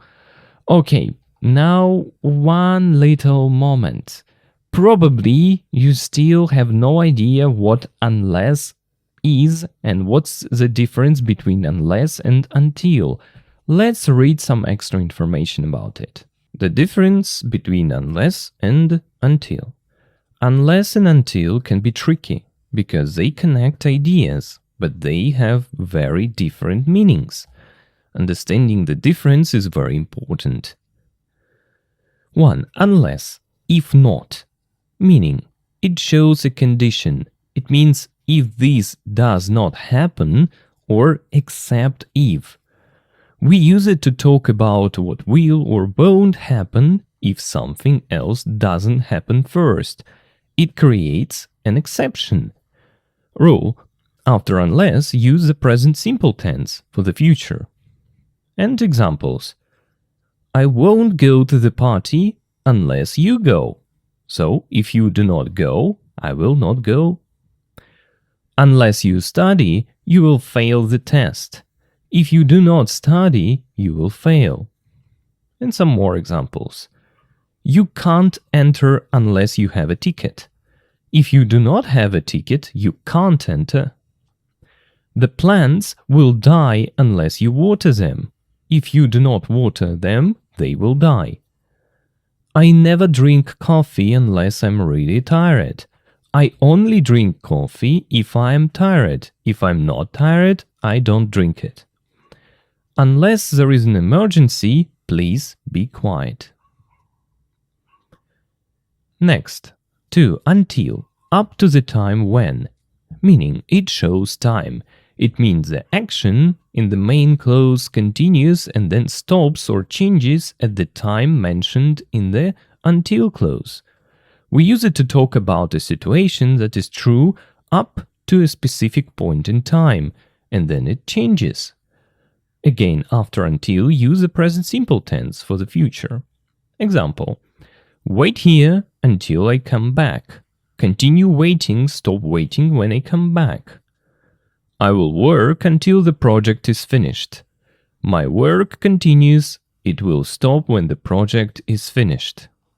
And some more examples. The shop is open until 9 p.m. It is open from now up to 9 p.m. At 9 p.m. it closes. She didn't speak until she was 3 years old. Her silence continued. It stopped when she was 3. I can't decide until I have more information. My inability to decide continues. It will stop when I get information. Keep stirring the soup until it boils. And direct comparison, the same sentence with unless versus until. Let's see how the meaning changes completely. I won't call you unless I need help. I will only call you if I need help. If I don't need help, I will not call. Condition. Possible situation, yeah? You're busy, so only call if it's important. 2. I won't call you until I need help. I'm not going to call you now. I will call you at the future moment when I need help. Time. I will call you, but only when I have a problem. You can't watch TV unless you finish your homework. The condition for watching TV is finishing homework. If you do not finish, you can not watch or you can't watch. You can't watch TV until you finish your homework. You will be able to watch TV, but only after you finish your homework. You must wait up to that time. And quick tip to check. Try replacing the word. If you can replace it with if not or except if, use unless. If you can replace it with up to the time, when or before, use until. Okay, here we go. Now let's move on. Now I'm going to translate these rules. If you don't need this, skip it and go straight to the grammar exercises. Итак, теперь по поводу этих правил. Они у нас называются first conditional, то есть это у нас первый условный тип предложений. First conditional sentences. Структура следующая. После if, вот если у нас стоит if, это у нас если, мы используем простое, present simple, то есть простое настоящее время.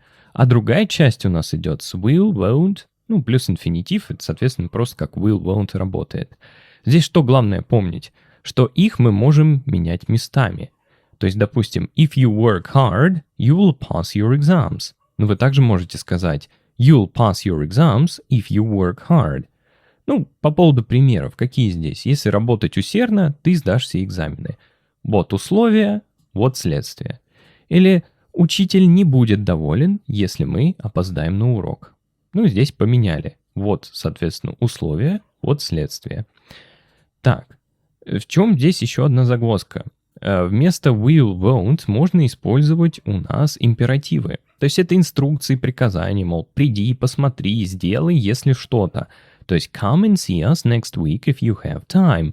То есть, приди и, имеется в виду, навести нас на следующей неделе, если у тебя будет время.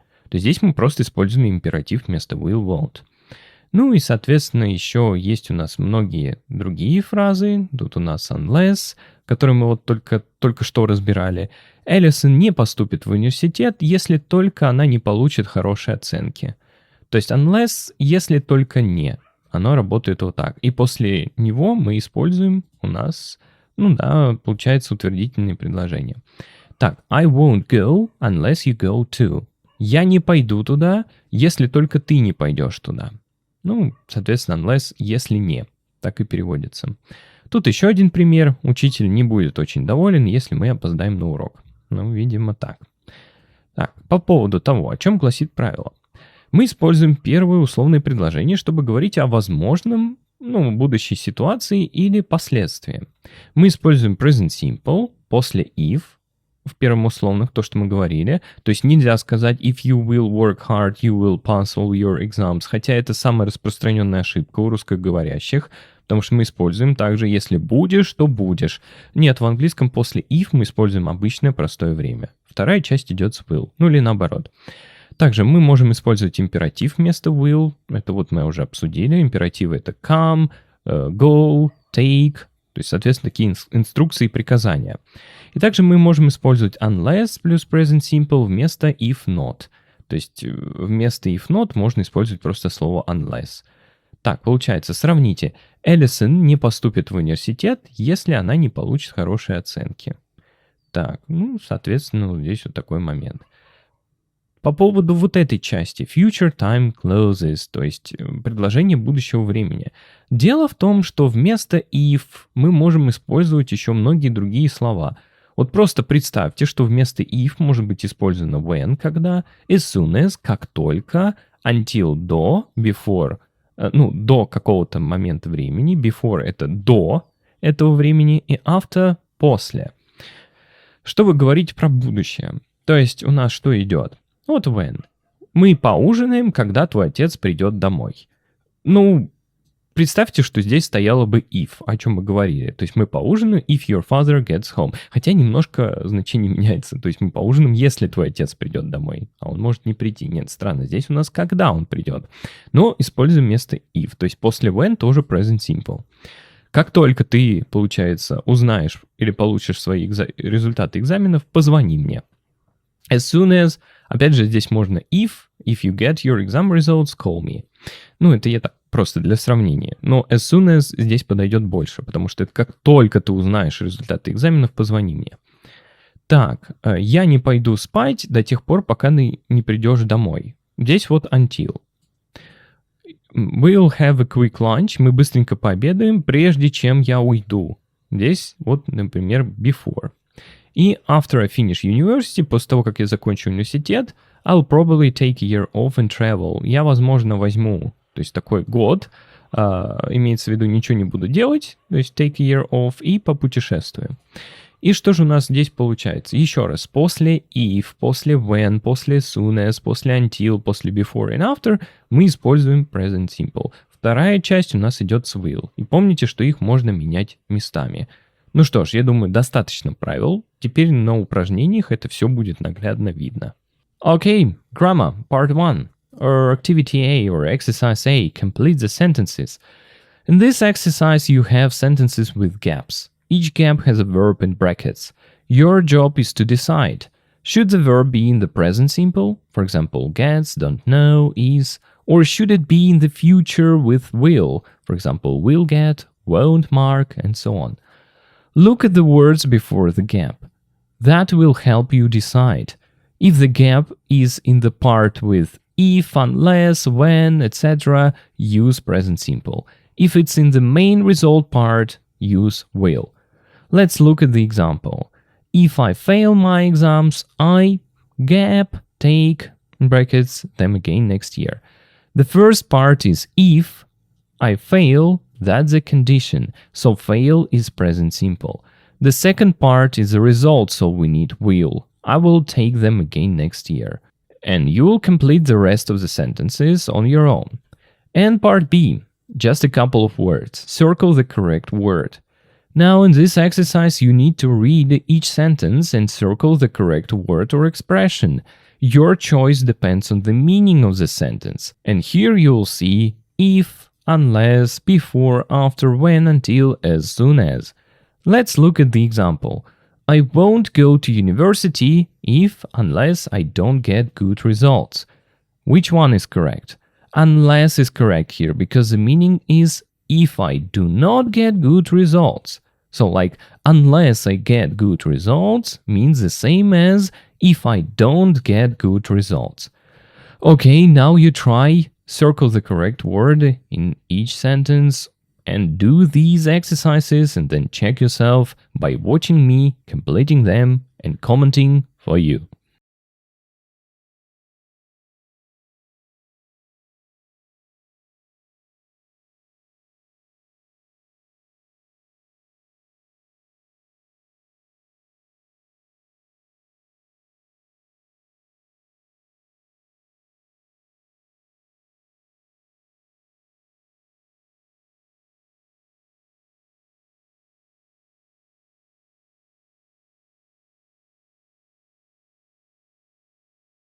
Okay, let's do them quickly.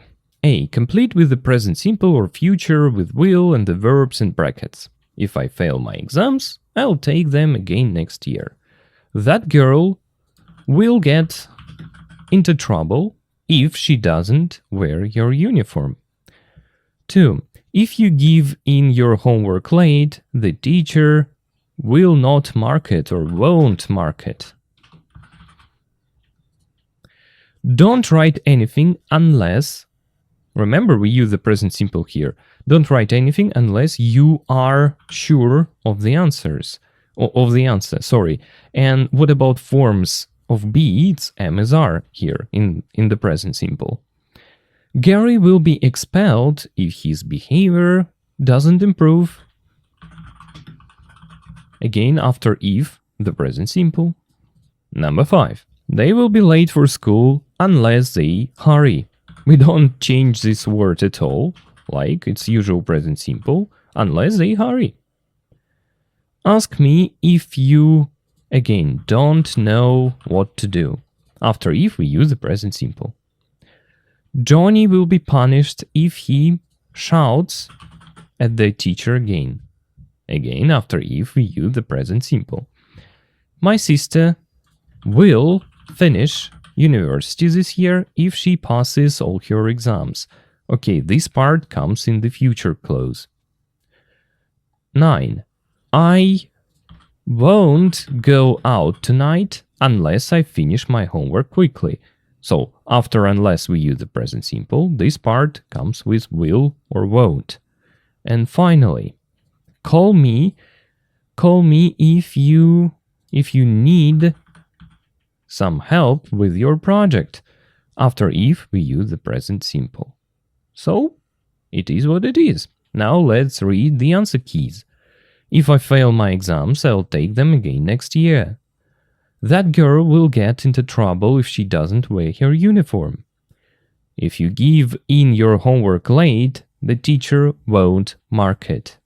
What about give in your homework? Just for a case, it's to show your homework to the teacher. So, like, give what you've done to the teacher so he or she could mark it. Or, to say, is it A, B, C, or how much score you got. 3. Don't write anything unless you are sure of the answer. 4. Gary will be expelled if his behavior doesn't improve. They'll be late for school unless they hurry. Ask me if you don't know what to do. Johnny will be punished if he shouts at the teacher again. My sister will finish university this year if she passes all her exams. I won't go out tonight unless I finish my homework quickly. Call me if you need some help with your project. Okay, let's move on to part B. So, part B. Circle the correct word or expression, yes? Let's do it like this. Okay, it's an example. I won't go to university if I don't get good results. Unless it's strange to say. Don't turn over the exam paper after or until the teacher tells you to. That's strange if we say after, because until. It's like first teacher tells you to do it and then you turn over it. So it's a condition. Don't turn over the exam paper until the teacher tells you to. Please check the water's not too hot before the kids get in the bath. It will be so strange if first kids gets in the bath and then you just check the waters whether it's hot or not. Of course, we need to do it before it. 3. Your parents will be really happy they hear your good news. It's just when. Unless isn't a good option here. It changes meaning completely, turning it into some pointless things. Okay, 4. I'll look for a job in September, before after I come back from holiday. I think it's kind of after, because first this person comes back from holiday, then he looks for a job. Number 5. the schools will close unless it stops snowing soon. Okay, for example, this conditional that it must stop snow and then the schools will open. So they will remain closed, so the schools will close unless, so if it doesn't stop snowing. So unless work like if not. 6. The job is very urgent, so please do it as soon as you can. I mean urgent, it must be done immediately, like right now. So as soon as you can, as soon as you have time, do it. We'll stay in the library as soon as until it closes, then we'll go home. Here it's until, because we just stay there and stay, then it closes and we will go home in this case.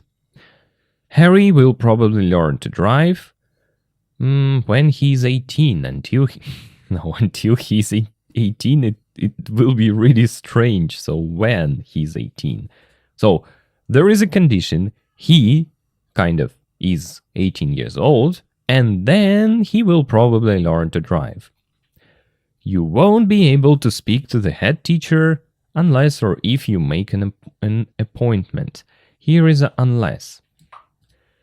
Because you can't do it, you can't speak to the head teacher if you don't make an appointment. So first you need to make an appointment and then you will be able to speak to the head teacher. And finally, give mommy a kiss before or after she goes to work. Of course, before she goes to work, because after she goes to work, it's impossible to give mommy a kiss. I think it's clear.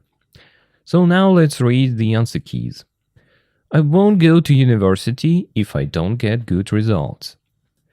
Don't turn over the exam paper until the teacher tells you to. Please check the water is not too hot before the kids get in the bath.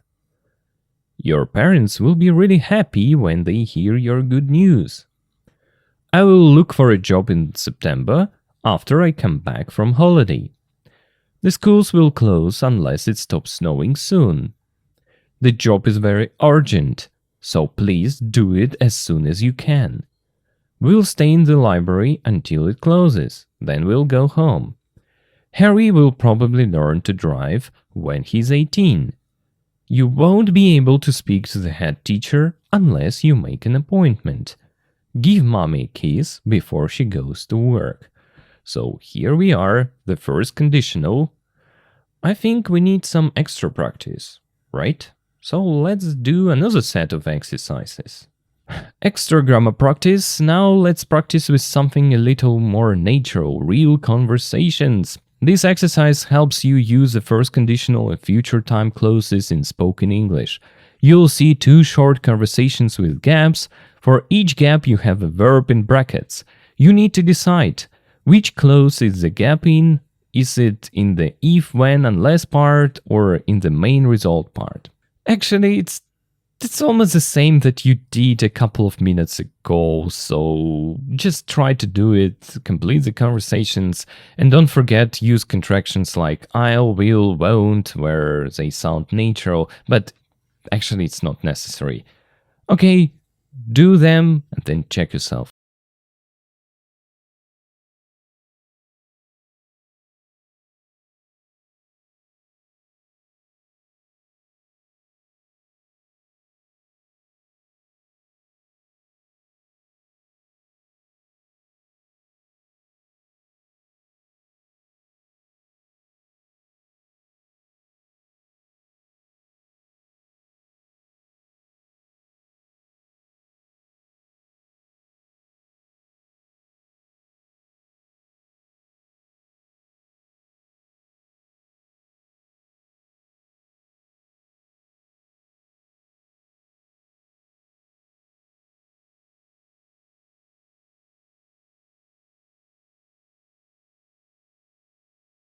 So here we go. The tasks are the same as previous ones, but these examples are, are more life relatable. Let's see. The weather's terrible. Unless it improves at the weekend, we will have to cancel the party. What? We can't cancel it. But we won't be able to have a barbecue if it rains. Well, if the weather is still bad, we will have lunch inside instead. Okay.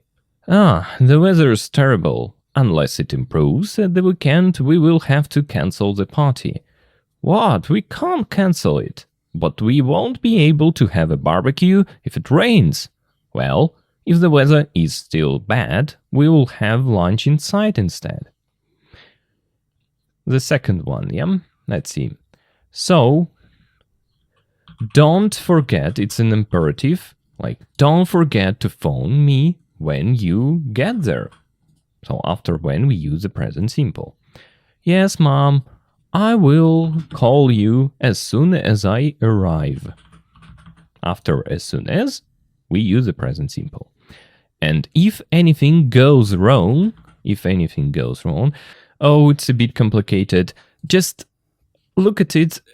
Anything works like it. So, and if it goes wrong, like if anything goes wrong, you'll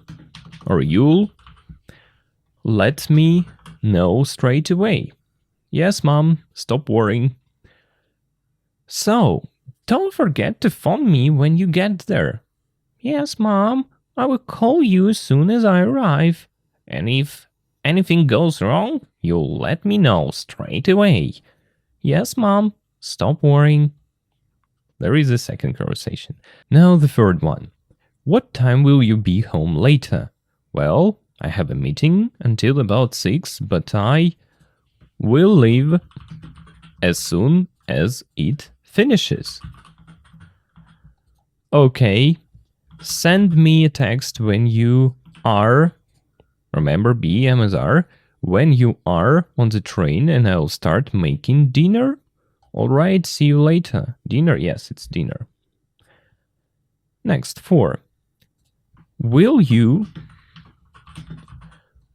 come back to work after you have the baby job? Well, I probably won't come back until he is at least a year old. Oh, we'll really miss you here. Yes, I'll miss you too. Before I leave, we should all go out for dinner one evening. Yes, that's a great idea. Again, after, before, we use the present simple, yeah? 4. Will you come back to work after you have the baby job? Yeah, well, I probably won't come back until he's at least a year old. Oh, we'll really miss you here. Yes, I'll miss you too. Before I leave, we should all go out for dinner one evening. Yes, that's a great idea. And finally, your room's a mess, Tom. Don't worry. I'll tidy it before Mom and Dad get home. Yes, because they won't be very happy. Yes. So they won't be very happy if it looks like that. So your room's a mess, Tom. Don't worry, I'll tidy it before Mom and Dad get home. Yes, because they won't be very happy if it looks like that. Okay, I hope it was enough kind of grammar practice in terms of exercises. Now let's move on and do something connected to speaking and so on. So we need more practice, but in a different way. Part F. Finally, let's practice speaking a little bit. Here are some questions for you to ask and answer with a partner or to yourself. Try to make full sentences, not just short answers. What will you do as soon as you get home, if you don't get a good mark in your next test, when this course finishes, if it rains at the weekend? Okay, now I know what you're thinking. The first question, as soon as you get home, might not be very relevant right now because you're probably already at home watching this video. So let's use our imagination a little. Be creative. Okay, let me give you my answers just as an example. As soon as I get home, I'll turn on my computer and check my YouTube's channel statistics. That's what I always do. But actually, I try to do it less often recently. If I don't get a good mark in my next test, I will be very disappointed in myself, but I will keep working hard. When this course finishes, I will finally start writing my book, and I've been thinking about it for years. And if it rains at the weekend, I'll be shocked because right now it's winter and it's minus 27 degrees outside. Rain in this cold? Impossible. Now it's your turn. Try to use creative thinking, make your sentences interesting, true, or even funny. Have fun with it.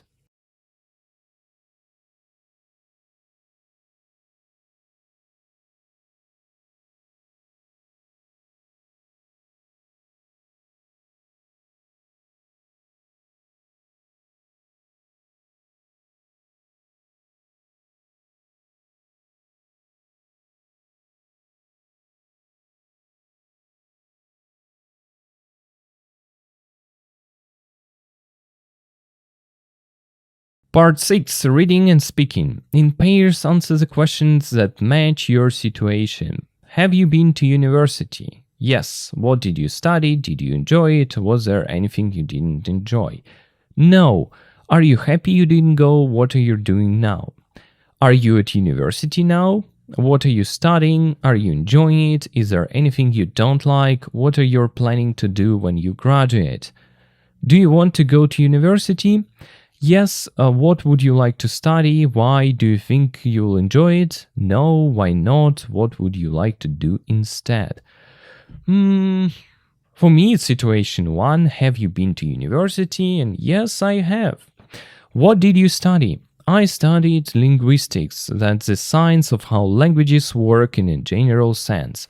It's not about teaching, by the way, or learning a specific language. It's about analyzing the structure and concepts behind languages. Did you enjoy it? Yes, I did. It was quite interesting, even more interesting than I had expected. Student life was amazing. I made a lot of friends and it completely changed my life. I would even say it helped me become a different person. Was there anything you didn't enjoy? Well, maybe there was a bit too much maths and programming, which I found a bit unnecessary for my main focus, but the overall experience was very positive. Now answer the questions which match your situation. They're pretty nice.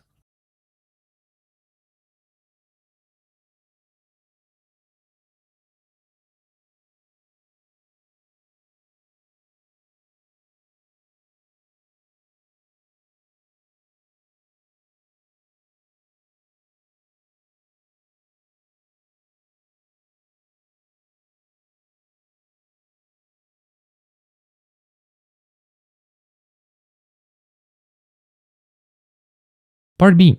Look at the question on a UK student website. What do you think "is it really worth" means? What do you think?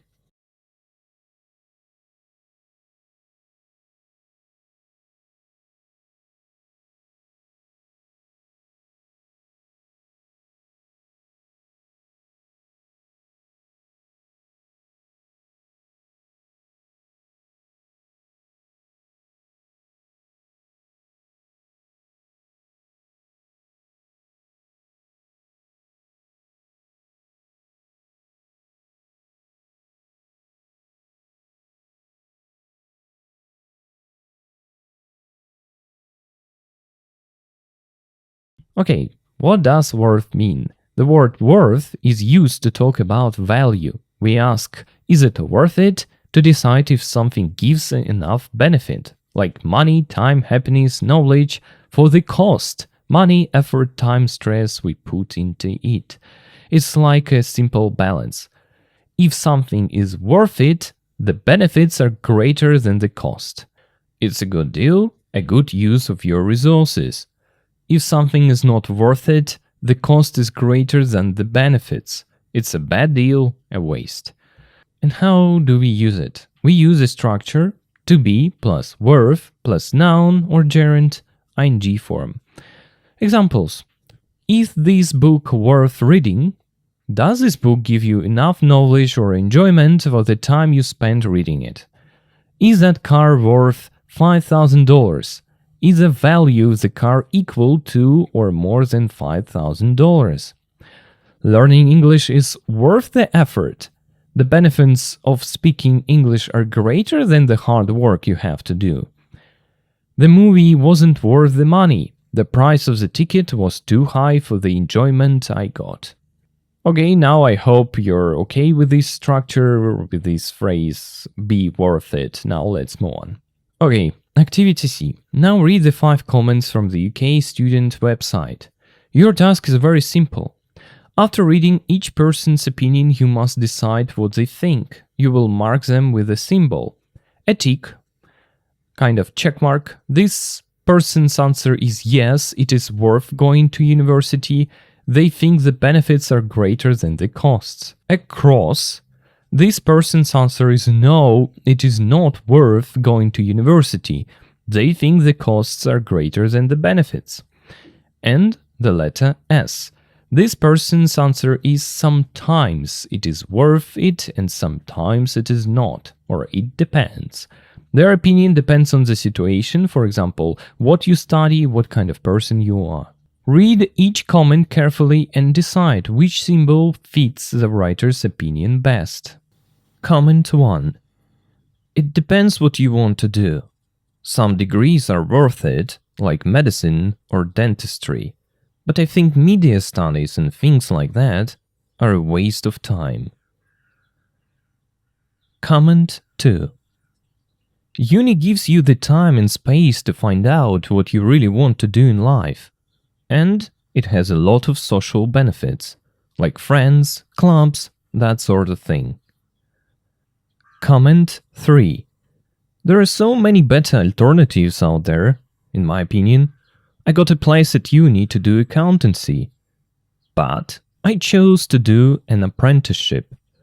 All my friends are now at uni and in debt. I'm 20 and I'm earning money and learning on the job. Comment 4. It still amazes me how everyone thinks that uni is the only solution to their future. Trust me, it isn't. Some people are just not made for uni. Comment 5. I am a software engineer at a global tech company. The recruitment team always say if they have 2 people, and one is self-taught and has experience, and the other has just finished uni with no experience, they will choose the first. But often they ask for a degree and experience.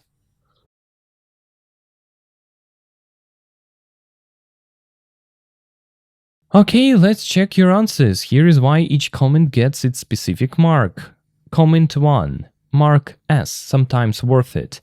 The writer's main point is that the value depends on the subject. They say it's worth it for some degrees, like medicine, but not for others, like media studies. This is exactly what sometimes means, it depends. Comment 2. Mark, yes, it's worth it.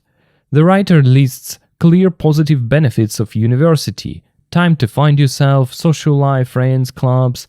There are no negative points, no conditions. The overall message is completely positive and in favor of university. Comment 3. Mark cross. No, it's not worth it. The writer directly said there are better alternatives to university. They contrast their own positive situation, earning money, no debt, learning on the job, with their friends' negative situation at university and in debt. Their opinion is clear, university is not the best choice. Comment 4. Mark cross. No, it's not worth it. The writer argues against the idea that university is necessary or the only solution. They believe it's not the right path for everyone. Some people are just not made for uni. This is a negative or skeptical view of university's universal value. And finally, comment 5. Mark tick, yes, it's worth it. This one might seem tricky at first. The writer says A degree is not essential, but look at their final point. Companies often ask for a degree and experience. This means a degree still has significant value in the job market. It's preferred, it opens doors. So overall, the message supports the idea that university is worth it as part of your career preparation. Which of these comments do you think are true about university education in your country? Oh, think about it. Do any of these opinions match the situation where you live? Is university seen as essential? Are there good alternatives? Do people worry about that? And so on. Okay, let me share my own thoughts, just an example. I think all the comments are partly true in my country. Okay, comment 1. This is definitely true. In some fields like medicine or law, a university degree is absolutely essential. You can't imagine a doctor or lawyer without proper university training. But for many other areas, it doesn't make much sense to spend years getting a degree when you could be kind of gaining practical experience. Comment 2. This is also true. University is a great place to improve your social skills and make lifelong friends. Yeah? It's an important part of personal development for many people and for me as well, like it was. Comment 3 and 4. These points are very relevant too. Many people are now realizing that university is not the only path to success. Apprenticeships and learning on the job are becoming more respected alternatives, especially as university can leave you with a lot of debt. And comment 5.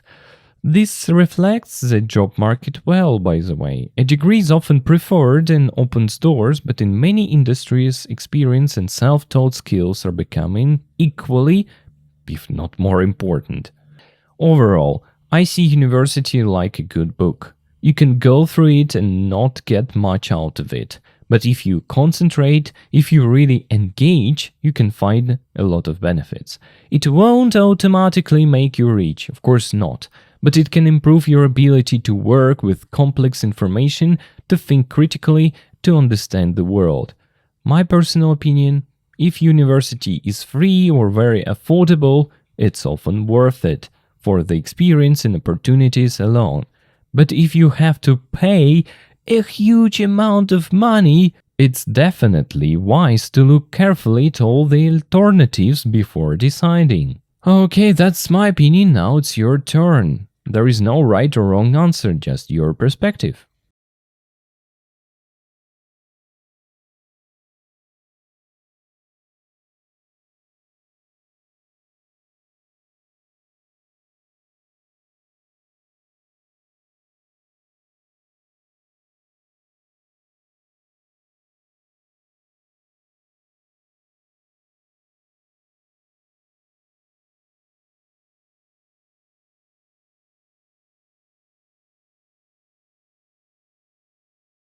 Part E.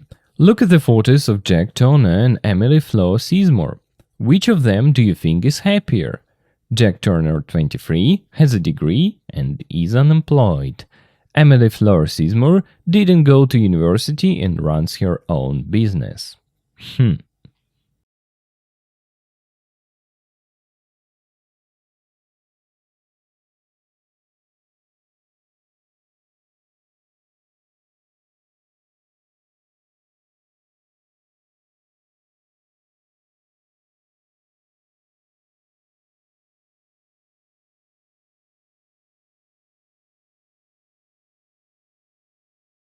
Okay, let's do the communication part, kind of university or not. Ask and answer about Jack and Emily-Fleur.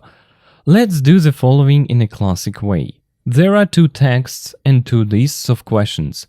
Let's read, answer, and reflect. Classical reading. Let's start with Jack. Now read about him and then answer these questions. What did Jack study at university? What did he do on a typical day? What did he do after he graduated? What did he plan to do in Manchester? How many jobs has he applied for? What's he doing at the moment? Is he enjoying life? Does he regret studying fine art? Now read this text carefully and answer these questions and check yourself. Jack Turner, 23, studied fine art in London.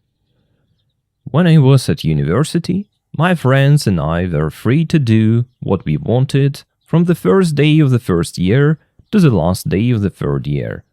We painted 10 hours a day. We partied with our tutors. We shared ideas. I loved it.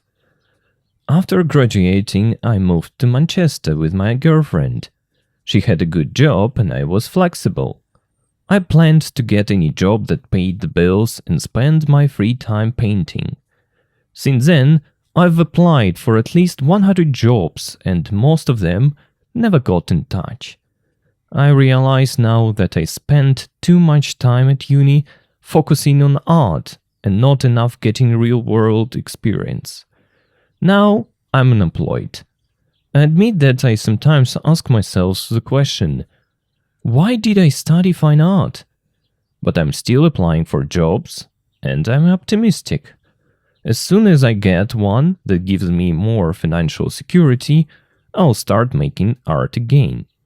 I just want to be able to enjoy Manchester with my girlfriend and to paint. It's difficult at the moment, but I'm very happy I studied fine art. It was a once-in-a-lifetime experience, and it will always be a big part of who I am.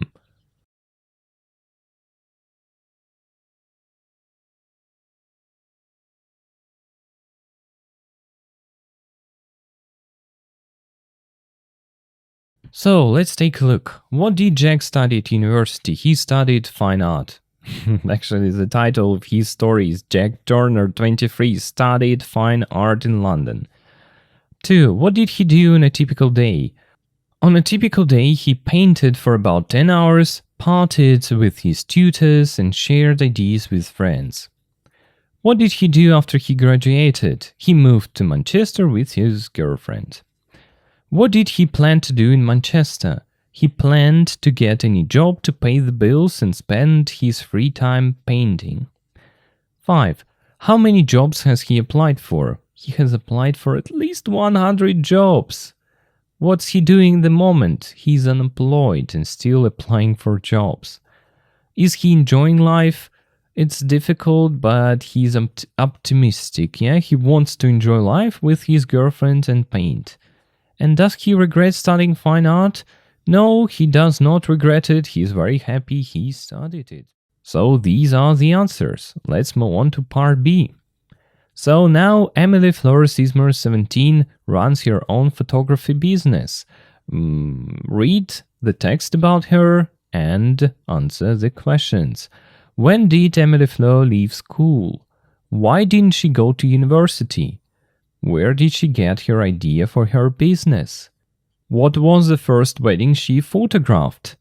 How did she get more bookings? When did she buy her equipment? Why does she think it was good to start a business young? Why doesn't she envy her friends at university? Okay, the same task, just do it. Emily-Fleur, 17, runs her own photography business. I left school at 16. I've never been very interested in school or academic achievement. I still don't know my GCSE results. A friend went to school to pick them up for me, but I've never opened the envelope. When I left school, I was ready to start a business.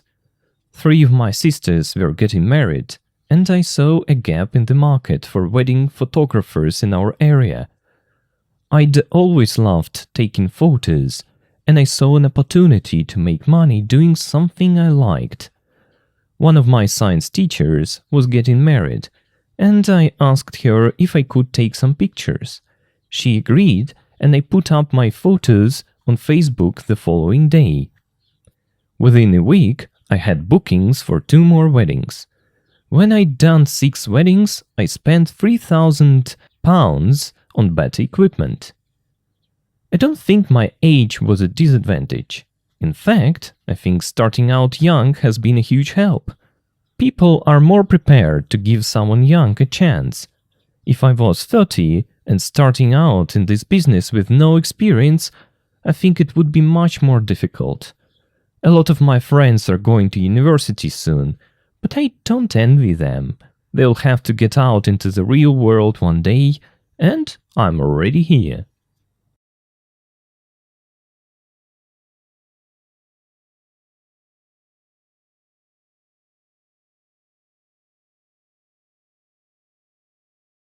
Okay, here are the answers for these texts. When did Emily-Fleur leave school? She left school when she was 16. Why didn't she go to university? She has never been very interested in school or academic achievement. Where did she get her idea for her business? She got the idea because 3 of her sisters were getting married, and she saw a need, kind of a gap in the market for wedding photographers in her area. 4. What was the first wedding she photographed? The first wedding she photographed was her science teacher's wedding. How did she get more bookings? She put the photos from her first wedding on Facebook, and within a week she had bookings for 2 more weddings. When did she buy her equipment? She bought her kind of better equipment after she had done 6 weddings. Why does she think it was good to start a business young?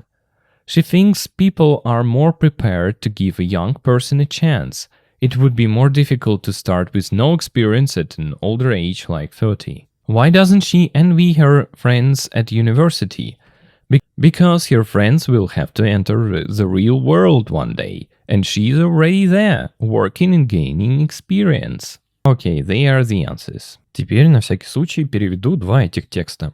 Джек Тернер, 23 года, изучал, то есть искусство, это художество в Лондоне.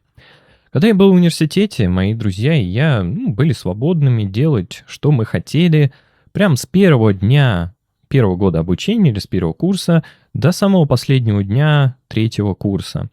Мы рисовали 10 часов в день, мы, то есть, устраивали вечеринки с нашими учителями.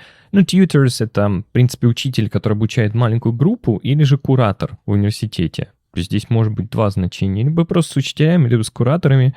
И делились идеями. Я обожал это. Мне это все нравилось. Так, после выпуска я переехал в Манчестер со своей девушкой. У нее была хорошая работа, а у меня был flexible, это имеется в виду I was flexible, у меня был гибкий, не то чтобы график, как в этом значении бы сказать. То есть имеется в виду, что он не был ни к чему привязан, соответственно, он мог поехать куда угодно. Вообще flexible — это гибкий. Я планировал получить любую работу, с помощью которой я мог оплачивать счета и проводить свое свободное время, рисуя. И с тех пор я уже подал заявки на, по крайней мере, 100 работ, или отослал резюме, по крайней мере, на 100 работ. И большинство из них даже никогда не связывалось со мной. Я осознаю сейчас, что я потратил слишком много времени в университете, именно фокусируясь на искусство, то есть на рисование. И не получая достаточно, то есть опыта, то есть в реальном мире, то есть реального жизненного опыта. Теперь я безработный. Я признаю, что я иногда задаюсь вопросом, то есть ask myself the question, я задаюсь вопросом, зачем я вообще изучал искусство? Но я все еще подаю заявки на работе, и я оптимистичен, то есть настроен оптимистично. Как только я получу ту самую, которая даст мне некоторую финансовую стабильность или финансовую безопасность, я начну заниматься искусством снова. Я просто хочу быть способным, или я хочу, быть способным наслаждаться Манчестером со своей девушкой и рисовать. Это сложно в данный момент, но я очень счастлив, что я изучал искусство. Это был такой once in a lifetime experience, то есть это опыт только один раз в жизни, больше такого не будет. И и это всегда будет, то есть здесь сказать, большой частью того, кем я являюсь. То есть это у нас про Джека Тернера. Так, теперь про Эмили. Emily-Fleur Сизмер, 17 лет, то есть runs her own photography business, то есть управляет своим собственным бизнесом по фотографиям. И так, она говорит, что у нас? Я ушла из школы, или закончила школу в 16. Я никогда не была заинтересована, то есть в школе или каким-то, academic achievement, то есть имеется в виду достижений в науке, в обучении.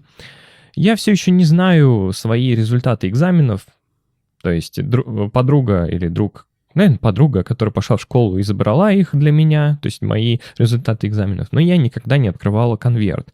То есть, видимо, эти результаты были вложены в конверт, она их даже не смотрела. Когда я ушла из школы, я была готова начать бизнес. 3 моих сестры, то есть выходили замуж, и я увидела такой gap, ну как тут можно быть, то есть пробел. Ну, можно словом пробел перевести. То есть пробел в рынке для, то есть фотографов на свадьбу. И, получается, увидела, в нашей, in our area, то есть на нашей территории, то есть там, где мы жили. Я всегда хотела бы, точнее, I had always loved. Мне всегда нравилось фотографировать. И я увидела возможность, чтобы зарабатывать деньги, занимаясь тем, что мне нравилось. Один из моих, то есть science teachers, это имеется в виду, точнее даже так, одна из моих учителей наук, то есть это там физика, химия, но тут не сказано, что точно, получается, выходила замуж, и я попросил ее, не могла ли я пофотографировать их. Она согласилась, и я выставила свои фотографии на Facebook на следующий день. В течение недели, или в районе недели, у меня уже были брони для 2 более свадеб. То есть у нее попросили по фотографии 2 свадьбы. Когда я завершила 6 свадеб, я потратила 3000 фунтов на оборудование получше. Видимо, камеру себе получше купила. Я не думаю, что мой возраст был минусом. То есть disadvantage — какой-то минус. Я не думаю, что вот мой возраст был минусом. В действительности, я думаю, starting out young, то есть когда вы начинаете молодым, начинание этого молодым has been a huge help. Это в итоге очень сильно помогло. Люди более готовы давать кому-то молодому шанс. Если я была бы, допустим, если мне было бы 30, и я начинала бизнес с нуля, без опыта, я думаю, это было бы намного сложнее. Большинство моих друзей теперь ходят, точнее, собираются в университет скоро, а я им не завидую. Вот слово envy — это завидовать, а я им не завидую, потому что им придется, то есть вылезти в реальный мир однажды, one day, то есть когда-нибудь им придется вылезти в реальный мир, а я уже здесь, I'm already here, то есть она уже знает, что к чему, что нужно зарабатывать, жить и так далее. Вот эта история Эмили. Так, вот такие вот 2 текста у нас с вами были. Final discussion, activity G. Now think about the 2 stories you have just read and discussed. This is your chance to give your opinion. There is no single correct answer. The question, in your opinion, who made a better decision about university, Emily-Fleur or Jack? Why? Okay, one last thing. I've been thinking. Normally, at this point in the lesson, I would give you my own answers, I'd share my opinions, my stories, my thoughts. And that can be helpful. It gives you an example, a model to follow. With this task, I'm not going to do that. Why? Because I don't want to spoil your ideas. I don't want you to hear what I think and then think, okay, I agree with him, that's all. Or worse, my idea is different, so maybe it's wrong. It's not wrong. Your ideas are valid. Your opinions matter. So, for these final questions, I'm going to step back. I'm going to be quiet, and I want you just to speak yourself. Think about everything we've discussed in this unit. The different school systems, the university debate, the stories of Emily-Fleur and Jack. Think of kind of your own experiences, your own education, and your own dreams. And then try to say something that you truly believe. Not what you think I want to hear, not what you think is a correct answer, but what you actually think. Do you think university is worth it? Why? Who made the better decision, Emily-Fleur or Jack? What would you do in their place? Take a moment, think about it, and then share your thoughts with a partner, with yourself, or just write a comment in the comment section. I will be grateful for that. Okay, over to you.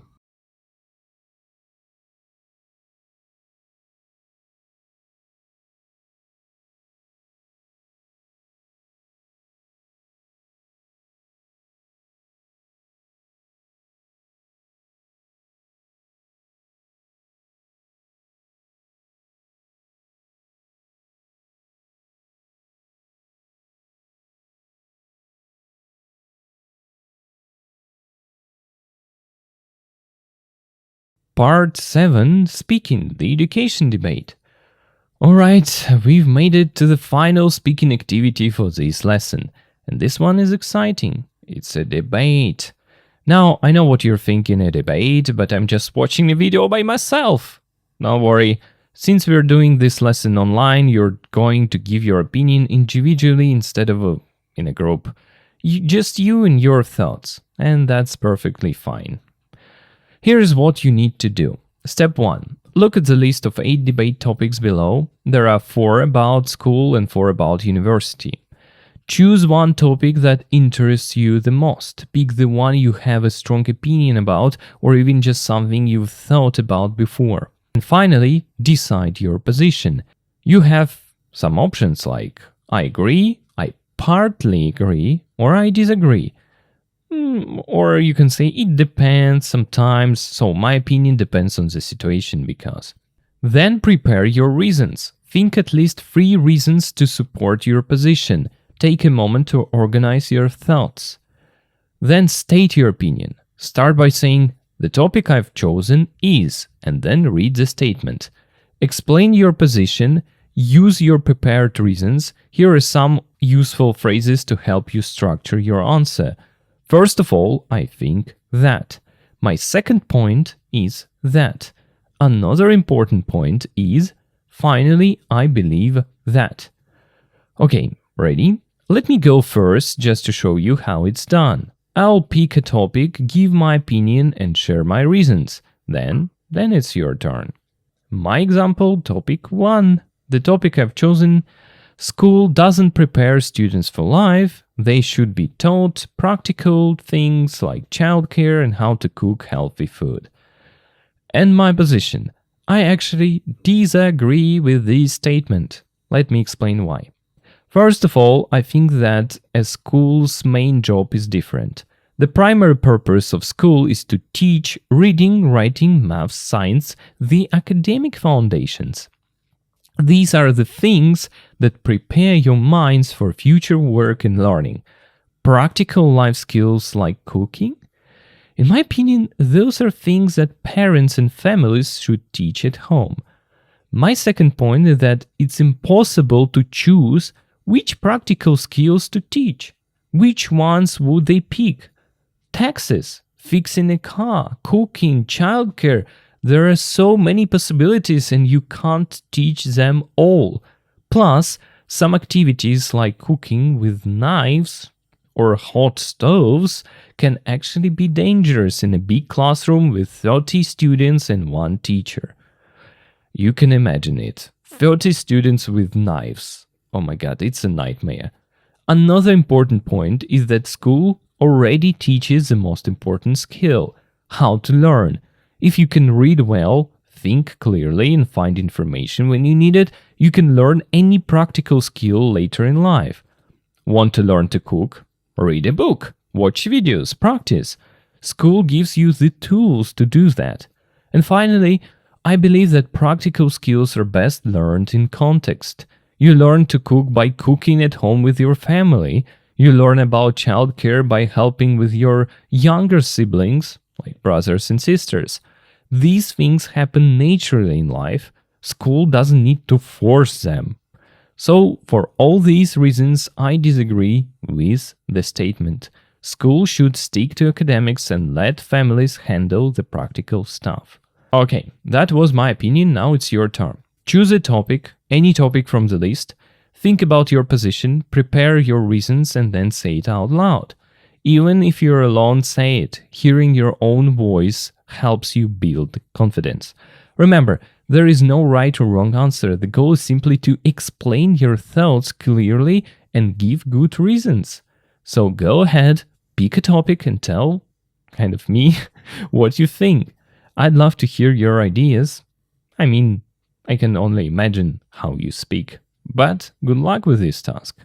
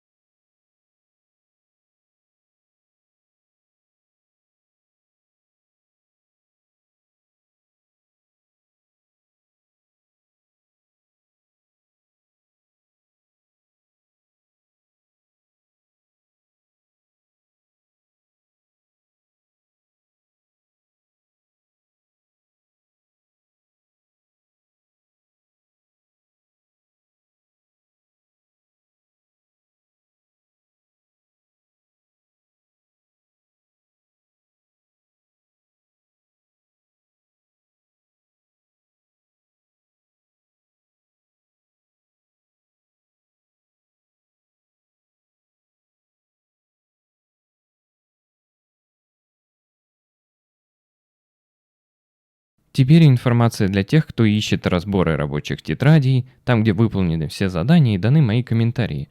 Заходите на любой урок по курсу Intermediate и переходите в описание. В описании первая ссылочка стоит у нас здесь Subscription to Boosty, Workbook Answer, Keys Here. Щелкайте на данную ссылочку и переходите на сайт Boosty. Далее производите регистрацию, то есть любым удобным способом. После этого вы можете оформить любую из данных подписок. В самой первой подписке Student разобраны рабочие тетради. После того, как вы подписываетесь, переходите в главное меню, где есть удобная навигация. Вот здесь English File Elementary, English File Pre-Intermediate, English File Intermediate. В принципе, то, что нам нужно. Щелкайте на данную ссылочку Workbook, вас переносит к данному посту.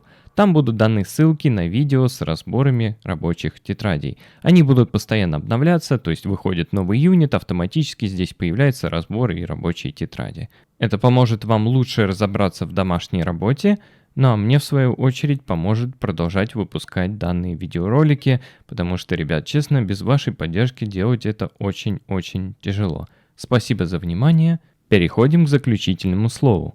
Well, that's it, everyone. You've done it, you've made it, you've just finished Unit 7a, Live and Learn.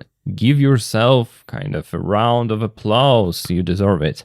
Let's take a moment to look back at everything we've done together in this unit. So you have learned and practiced key vocabulary about education, school, subjects, exams, and all those important words.